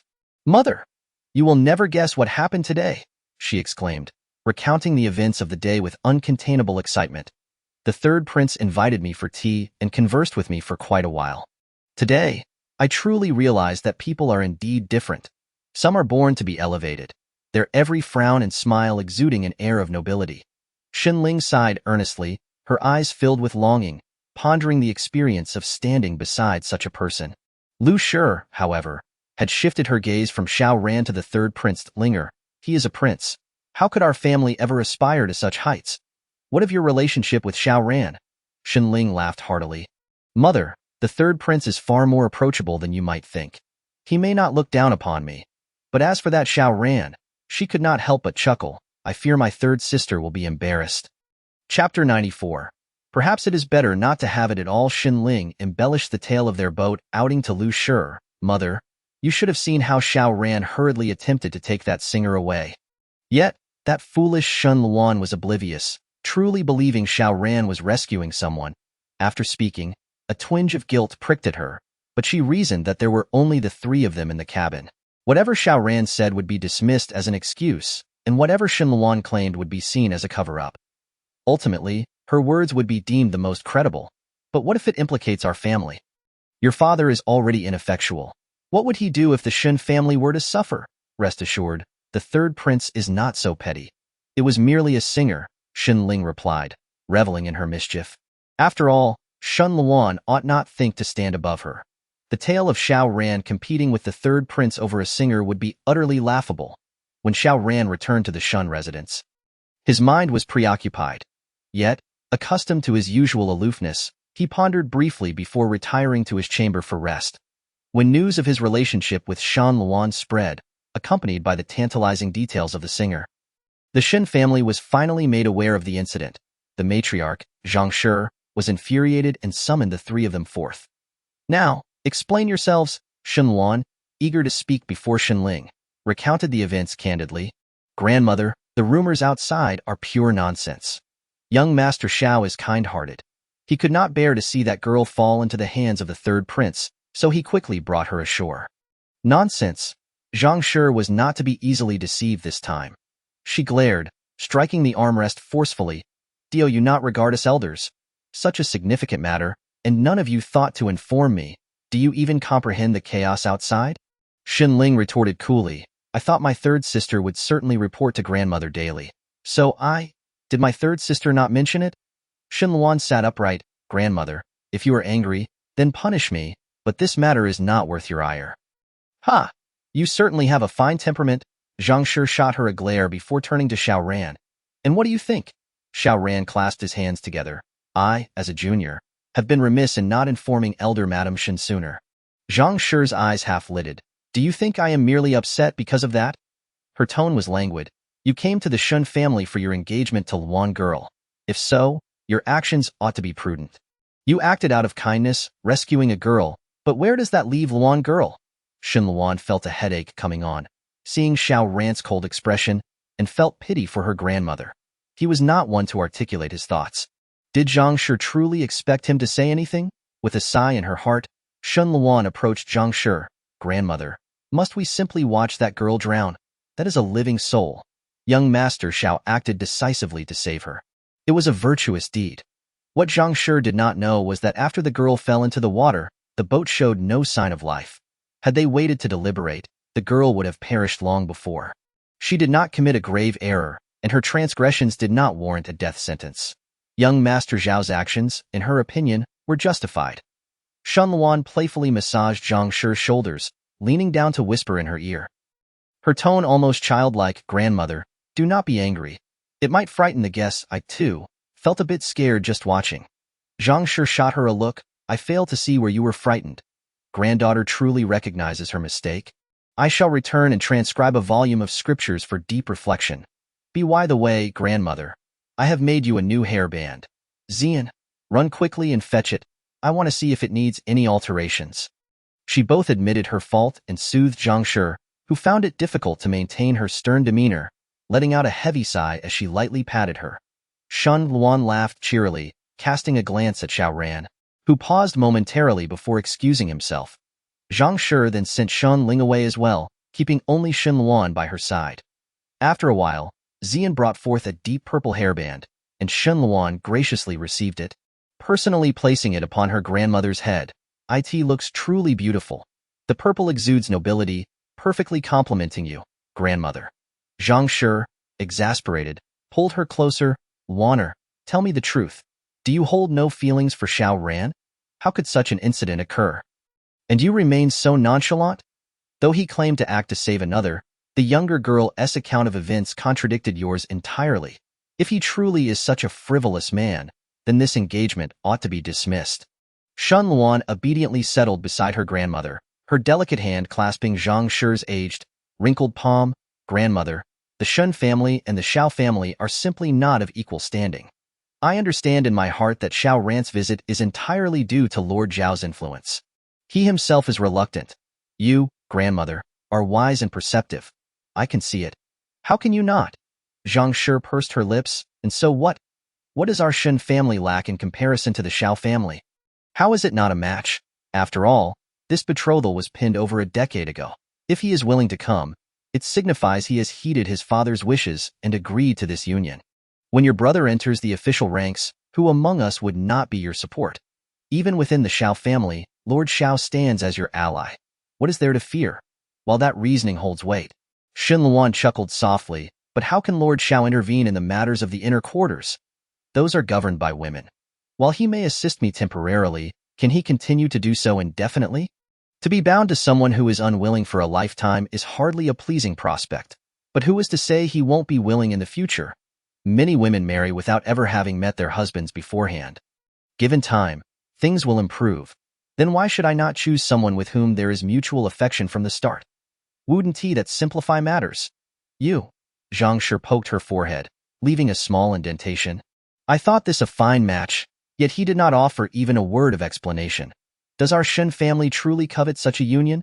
Shun Luan nestled closer to Zhang Shi. Grandmother, you are astute.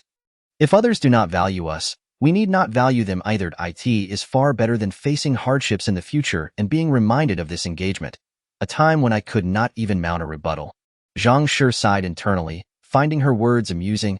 And here you are, thinking of the future already? This child. Shun Luan laughed heartily. It was not that she wished to ponder this. It was merely a matter of her experience. In her past life, when she clashed with Chao Jin's mother and concubines, whenever they spoke of how he married her, Shun Luan would be rendered speechless. Were it not for our Jiner, who would be willing to marry a woman as disfigured as you?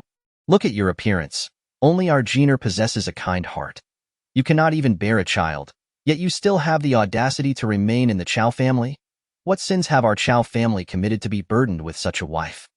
I am utterly humiliated. Shun Luan found herself at a loss for words. She understood all too well the feeling of powerlessness, which could lead one to self-loathing, wishing only for death, given another chance. She did not wish to fall into such a vortex again. Thus, she considered the unexpected incident with the singer as having aided her in a way. After all, her grandmother had already softened her stance on the marriage. What remained was the question of Xiao Ran himself. Chapter 95. It's not so easy after all. Upon leaving Zhang Shi's presence, Shenluan did not expect to encounter Xiao Ran outside. Young Master Xiao, what brings you here? That day, did the third prince trouble you?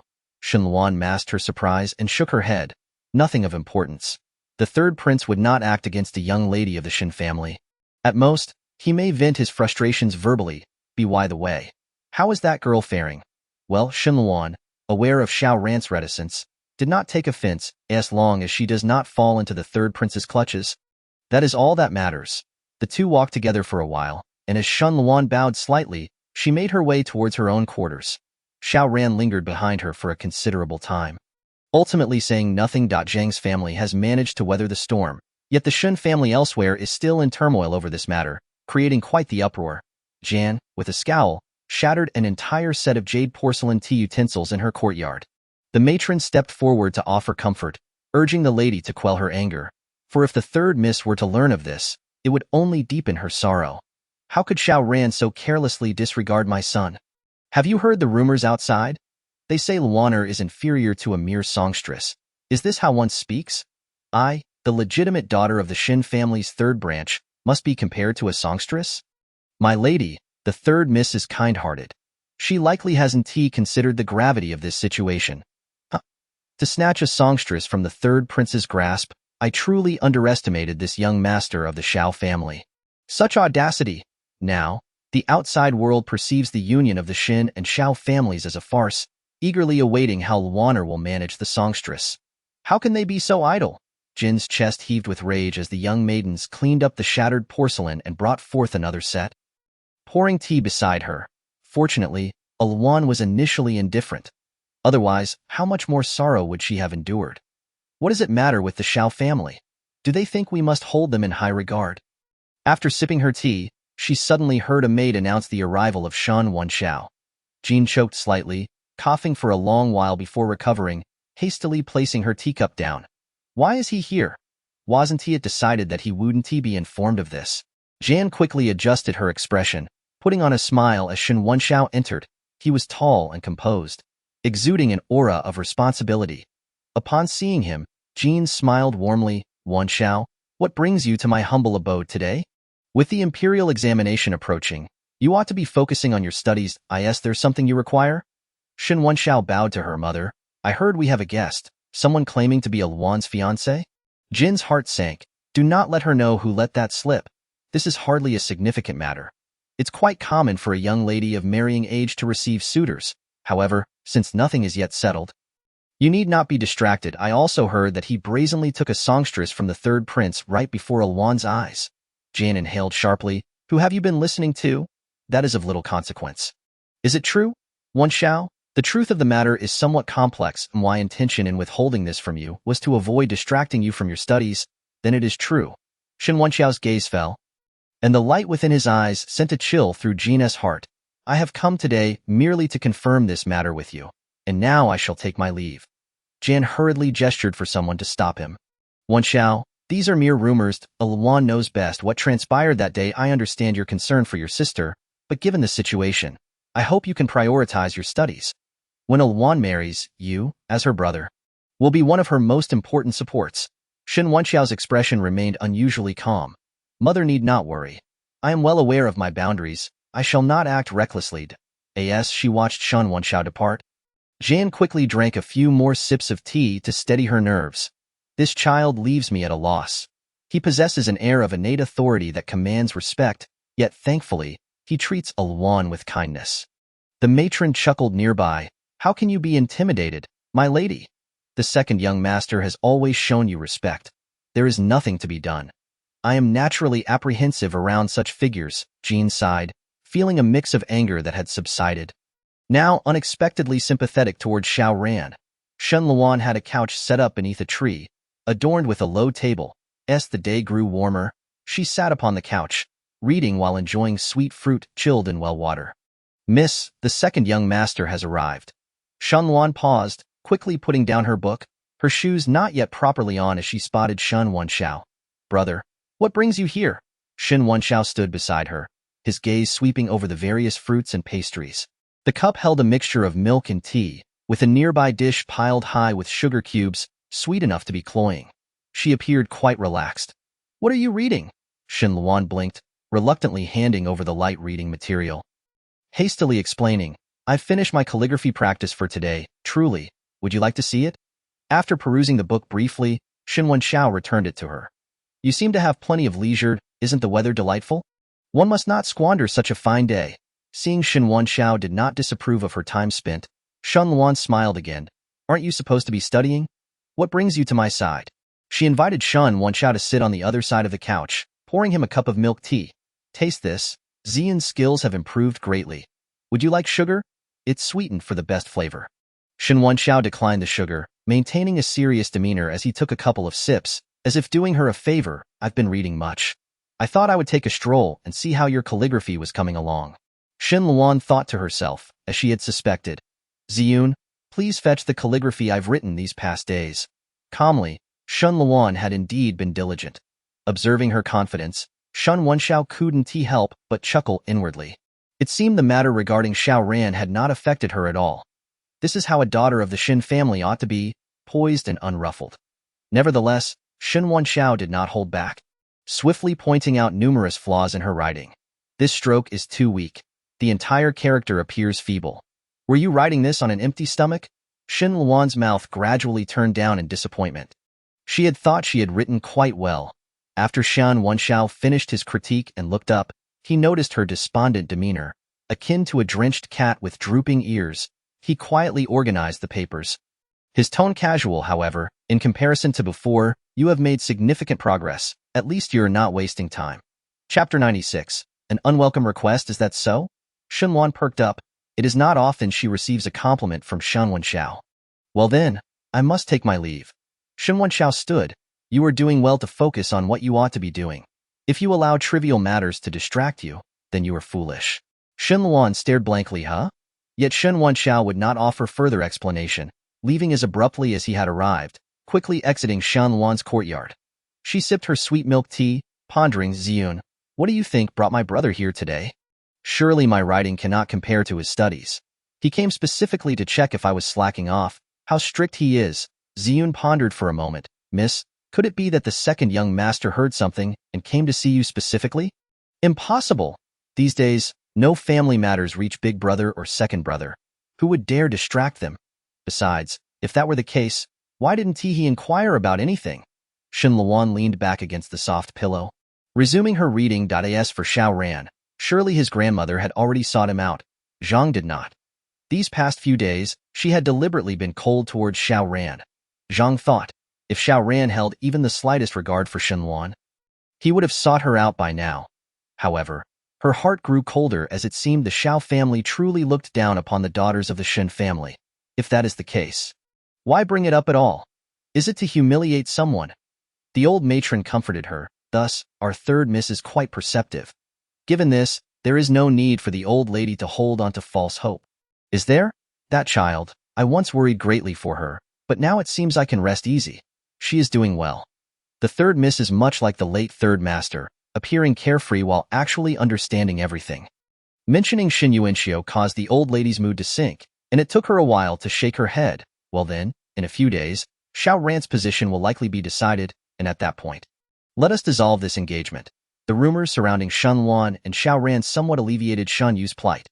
Yet, all things considered, they were still connected to the Shen family daughters. In comparison, Shen Luan's situation was merely unfortunate. While Shen Yu's reputation was already in tatters, the Shen family is experiencing a streak of ill fortune this year. One daughter after another facing troubles. Why is it that no one has come to seek the hand of the fourth miss? If this drags on, what shall become of her? Could it be that young Master Chao has changed his mind? Oh dear, that would be disastrous. The fourth miss of the Shen family would suffer greatly. Thus, it is essential for young ladies to maintain their virtue. Who can blame her for being so indiscreet, mingling with men? If it turns out that the Chao family does not come to propose, I fear the fourth Miss may find herself consigned to a life of solitude. Around Chao Jin, there were also those who teased him, their barbs amplifying his already frayed nerves, especially upon hearing news of Xiao Ran. Chao Jan felt increasingly uneasy. However, once the tale of Xiao Ran seizing the songstress emerged, Chao Jin suddenly found himself much calmer in his past life. Such a scenario had never unfolded. He was grateful to the heavens for their favor. In this manner, the Shin family would undoubtedly reconsider their stance towards Xiao Ran. He still had time to turn the tide, yet he remained in need of Shun Yu's assistance in his past life.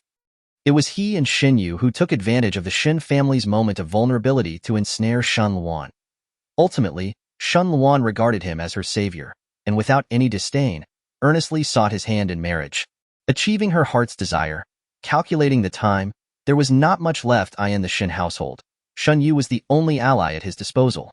After much deliberation, Chao Jin, clutching his meticulously refined manuscript, once again visited Shin Yuenda. Shin Yuenda was in no mood to see Chao Jin. After the last debacle, he had been thoroughly reprimanded by the Zhang family, who chastised him for being unable to discern right from wrong at his age, nearly tarnishing his niece's reputation. He was told to leave. If he wished to propose, he should send someone directly to convey his intentions, without the need for him. Shun Yuenda refused to meet, and after a while, a messenger returned with a stack of manuscripts, stating that young Master Chao requested the esteemed sir to peruse them, as he awaited outside. Did I not instruct him to refrain from seeking me? What is this?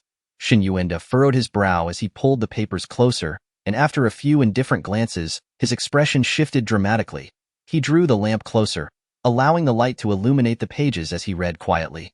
Before long, he had finished perusing the stack, and a complex emotion flickered in Shun Yuenda's eyes. After a moment of silence, he commanded, "You go and bring him here." Upon seeing Chao Jin again, Shun Yuenda initially intended to reprimand him thoroughly. However, noticing his haggard appearance and the manuscripts on the desk, Shin Yuenda's appreciation for talent ultimately prevailed. "Pray tell, what is the meaning of this, Lord Shun? Please quell your anger. I find myself quite perplexed as well. However, after much contemplation, I have set aside my romantic entanglements and wholeheartedly wish to present my aspirations for the court. Have you had the chance to review them? Indeed, your writing is commendable, very commendable." Shin Yuenda's eyes gleamed with admiration. "With your talents, it is truly a pity to confine you to the Hanlin Academy." Chao Jian clasped his hands in gratitude. "I merely aspire to diligently fulfill my duties, no matter where I may be. For the prosperity of our dynasty, any contribution I can make will suffice. Such steadfastness is rare these days, and it is difficult to find someone so grounded and substantive, possessing both virtue and talent." Shin Yuenda soon found himself engaged in lively conversation with him. As they spoke passionately, he couldn't help but pound the table, recognizing Chao Jin as a kindred spirit. "If I can find a way, I shall certainly recommend you. The Hanlin Academy is insufficient to showcase your talents. What a pity, what a lament." Chao Jin expressed his gratitude while inwardly pondering, then do so promptly. In his past life, the Shin family's actions had indeed been remarkable. If they recognized his worth, why not recommend him? However, he could also understand. The most capable among the Shin family was none other than the old matriarch, with a close brother in the Marquis of Chongqing, who wielded considerable influence. Presently, the old matriarch likely held him in low regard. Yet, he remained undeterred. Chao Jian was confident that once he wed Shin Luan, the old matriarch, who had always favored her, would surely assist him if she were implored. Chao Jin's expression turned somber. "Lord Shin, though I harbor lofty aspirations, I am but an ordinary man. Currently, the rumors circulating outside are quite distressing, and I fear I cannot find peace of mind." "Then why did you?" "Lord Shun, you may be unaware, but I have my own grievances. Today, I come not only to seek your opinion on these manuscripts, but to make one final, ungracious request of you. I earnestly hope you can assist me one last time." After discussing state matters, Shin Yuenda's impression of him improved once again. "Speak, then." Chapter 97. "Let it go." Chao Jin, with a serious expression, stated, "I wish to meet with Miss Shun Si. There are matters I wish to clarify with her in person." "Absolutely not." Shin Yuenda rejected emphatically. "In these times, you still wish to see Shin Yu? Are you not afraid of causing further turmoil within the Shin family?" Lord Shun, precisely because of this, I must clarify things with her. This situation is truly a misunderstanding. I was raised with the teachings of sages, and I hold the principles of propriety, righteousness, integrity, and honor close to my heart. How could I ever engage in such disgraceful conduct? Qiao Jin spoke with righteous indignation. However, I also understand that this matter has caused irreparable harm to Miss Shin Si. I hold nothing but respect for the young ladies of the Shin family. I wish to ascertain her true feelings, and if possible, I am willing to make amends. I implore Lord Shun to assist me this once. He bowed deeply, and Shan Yuanda's furrowed brow reflected his internal conflict. The manuscripts on the desk fluttered at the edges as a breeze blew in through the window. Such a talent, he truly could not bear to dismiss. Perhaps there was indeed a misunderstanding. I shall do my utmost. Await my news. Thank you, Lord Shun. Your kindness shall remain etched in my heart. Shen Luan awaited her grandmother's discussion with the Xiao family regarding the annulment of her engagement. As she waited and waited, she eventually received a message from the palace. Entering the palace? Am I going alone? Shen Luan was somewhat taken aback. Lady Jean slipped a large purse into the hands of the messenger, whose smile was barely contained. You have worked hard, but I wish to inquire, which esteemed personage wishes to summon Al Wan, and for what purpose? The messenger carefully placed the purse down and lowered his voice. Madame San need not worry. His Majesty merely wishes to ask a few questions. It is regarding the matter of the third prince from some time ago. His Majesty will certainly not make things difficult for the daughters of the Shin family. Lady Jean expressed her gratitude profusely as she sent the messenger away, returning with a relieved expression. You need not be anxious. Did the messenger not say it is only a few questions? I will prepare you right away. Shenluan could tell that Lady Jean was more nervous than she was, so she smiled and said, Thank you for your trouble. Mother, do not worry. I will proceed with caution. This time, Shenluan entered the palace alone, and Lady Zhang sent a nearby maid to offer her some advice. In the end, the maid conveyed, the old lady wishes for the young lady to remain at ease. Regardless of what transpires, she will be there, so do not fear. A warmth surged within Shenluan's heart. Regardless of her past life or this one, her grandmother had always treated her with such kindness. A sentiment she had previously taken for granted. I did not die in vain. The following morning, Shenluan prepared some items and left the residence. Upon arriving at the palace gates, she disembarked from the carriage and entered the palace through a side entrance. After walking a few steps, she encountered Qin Gu approaching her. I will accompany you inside. Thank you, Brother Qin. With Qin Gu by her side, Shenluan felt somewhat less anxious. Qin Gu glanced at her and asked, Did you not sleep well last night? Shenluan looked up to see Qin Gu smiling, his eyes tinged with shadows. Do not be nervous. The people in the palace will not bite, Brother Qin. Did you come specifically to comfort me? Qin Ji's eyes narrowed slightly. What do you think? Shenluan straightened her posture and fixed her gaze ahead. Brother Qin frequently enters the palace and thus would not feel nervous. This is my first time entering alone, so it is only natural I did not sleep well. Qin Gu chuckled softly. You would even avoid answering that. The two walked side by side between the tall palace walls, occasionally encountering hurried palace attendants who paused to greet Qin Gu before hastily continuing on their way. After a moment of silence, Shenluan suddenly spoke. A few days ago, I heard Shu Shu mention that you were injured? Qin Ji's eyes brightened, his brows raising slightly. That is indeed the case. And now, are you well? It's about the same. I gave you the previous ointment, and I haven't had the chance to get a new one. Qin Gu sought to gauge her reaction, and upon finishing, he felt somewhat childish. Just as he was about to laugh it off, he noticed Shenluan had stopped. She rummaged in her pouch at her waist, producing a small vial, the very one Qin Gu had given her previously. I did not use it all. There is still quite a bit left. You should take care of your injury as soon as you return. Shu Shu said it was quite severe. Qin Gu stared at the vial in her alabaster palm, hesitating to take it, his eyes glimmering with an unusual light. You carry this with you? Shenluan felt her cheeks warm and turned her head away. I thought, in case I encounter you someday, such fine medicine would be wasted if left with me. The blush creeping to her ears did not escape Qin Ji's notice, causing his smile to widen further. If you do not want it, then so be it. Feeling slightly embarrassed, Shenluan attempted to retract her hand, only to be unexpectedly grasped by Qin Gu at her wrist. The warm, dry sensation against her pulse seemed to seep into her veins and race to her heart, causing her heartbeat to quicken. Why the hurry? I did not say I did not want it. With one hand holding her wrist, Qinggu gently lifted the vial from her palm. His fingertips brushed against Shen Luan's soft skin, startling her into pulling away abruptly and hiding her hands behind her back. "What have I done?" she thought. "You should just accept it. Let us hurry along." With her head lowered, Shen Luan hurried ahead, her hands fidgeting with her dress as if to conceal the sensation from moments ago. Qinggu held onto the vial, a smirk playing at the corner of his mouth as he casually followed behind. Shen Luan was to wait in the side hall for her summons, and Qinggu mentioned it might take quite some time, as if performing a magic trick. He produced a small food box, opening it to reveal small pieces of cake, exactly the kind Shen Luan liked. Qinggu, disregarding the gazes of the palace attendants surrounding him, placed a morsel into Shen Luan's hand, urging her to eat a bit to quell her hunger. Shen Luan hesitated, for this was the imperial palace. "No, thank you, Qingdage," she replied. Qinggu, with a smile, encouraged her. "You never know when you might be summoned. If you find yourself hungry then, it would be far more improper than eating here." He deftly speared a small piece with a silver skewer, teasing, "Shall I feed you? That could work too."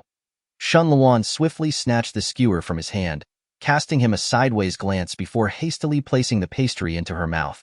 He was right. To lose composure in front of nobility would yield consequences beyond imagination. Yet, why did Qin Ji's demeanor increasingly diverge from the impression she held of him? It was as though he were an entirely different person. Qin Gu could not linger long, and after witnessing Shen Luan dutifully consume several pieces, he finally closed the food box. "I must take my leave now." Shen Luan nodded, ready to bow in respect. But he leaned closer to her ear, whispering, "You need not worry. I have summoned reinforcements for you." Before Shen Luan could register the warmth that crept to her ears, Qin Gu had already stepped back, waving his hand in a casual farewell as he turned to depart. Shen Luan fanned her face with her hand. The palace felt stifling. Perhaps rain was imminent. She had expected Qin Gu to inquire about Xiaoran. Yet he did not mention it. Perhaps it was for the best. Should he have brought it up, she would have been at a loss for words. Chapter 98. The one whom the heart yearns for within the palace. After attending to state affairs, the emperor found himself in the company of consort Zhen. Upon learning that Shen Luan had entered the palace, he did not summon her immediately, but instructed someone to fetch the third prince first. Consort Zhen lifted her gaze, her expression serene as your visit related to the recent rumors surrounding Yin City. Some had already brought this matter to my attention. The third prince, known for his prudence, has inexplicably entangled himself with a songstress. I must inquire further. Consort Zhen chose to remain silent, tending to a pot of orchids before her, each movement delicate, as if she were a living painting. Before long, the third prince arrived, entering to pay his respects to the emperor and consort Zhen. After a considerable time, Shen Luan finally received the summons. Rising, she stretched her stiff neck, adjusted her attire, and with poise followed the attendants inside. Upon seeing a number of individuals present, Shen Luan hastily bowed, lowering her gaze in deference. "The daughter of Shen Qing indeed does not lack grace. You may rise." Shen Luan stood up, her eyes fixed in a meditative manner. She heard the emperor's voice request, "The reason I summoned you is not trivial. Tell me in detail what transpired during your outing to the outskirts of the city." A wave of pressure settled atop Shen Luan's head as she quickly deliberated in her mind. Why had the emperor summoned her? Did he doubt the third prince's account? Surely not. What should she disclose, and what should she withhold? "Your Majesty, the ninth prince seeks an audience," came the announcement. The emperor's regal demeanor softened suddenly. "Let him enter. I have not seen him since morning, and I wonder where he has wandered off to." His words, though tinged with reproach, carried an undertone of exasperation and affection. Shen Luan cast a fleeting glance at the third prince, catching a flicker of envy in his eyes. Being a royal child was not without its challenges. The ninth prince soon made his appearance, his youthful voice ringing out, "Father, mother, oh, third brother is here too." What a lively gathering! Consort Zhen shot him a disapproving glance. "Behave yourself. Where are your manners?" The ninth prince straightened up, correcting his posture before bowing again. But before the emperor could respond, he stood up once more, his gaze landing on Shen Luan. "Isn't this Miss Shen San? What brings you here?" The ninth prince's voice trailed off. "Oh, have you come to the palace at father's behest to reprimand third brother?" He continued, "Third brother, how could you be so oblivious? Your own people nearly drowned, and you expect others to rescue them, ruining their enjoyment of the lake. Shen Luan felt a flicker of emotion as she noticed the ninth prince had dashed over to consort Jin. Chattering away with an animated smile, his exaggerated expressions eliciting a warm smile from her. Regaining her composure after being interrupted, Shen Luan steadied herself. Your Majesty, that day, my sister and I went to the lakeside to row boats. The incident had been abrupt, leaving little room for thought, as her primary concern had been to save someone. That is all. Shen Luan chose her words carefully, mentioning only that they had saved someone from the lake. Withholding any details regarding the identity of that person or how they had fallen into the water. The hall fell silent for a moment before the emperor's deliberate voice broke the stillness. A chivalrous heart, reminiscent of your father's noble spirit. Shen Luan let out a quiet sigh of relief, her head bowed in modesty. Third prince, do you understand your mistakes? The third prince immediately knelt down. I understand my mistakes, your majesty. And where did you err? I failed to rescue the lady in time, causing Miss Shen San to bear the brunt of public scrutiny, which was inexcusable. The ninth prince interjected. Fortunately, with Miss Shen present, a greater disaster was averted. Imagine if the officials outside learned that third brother Esbot had claimed a life. That would have been troublesome. Third brother ought to express his gratitude. The third prince turned towards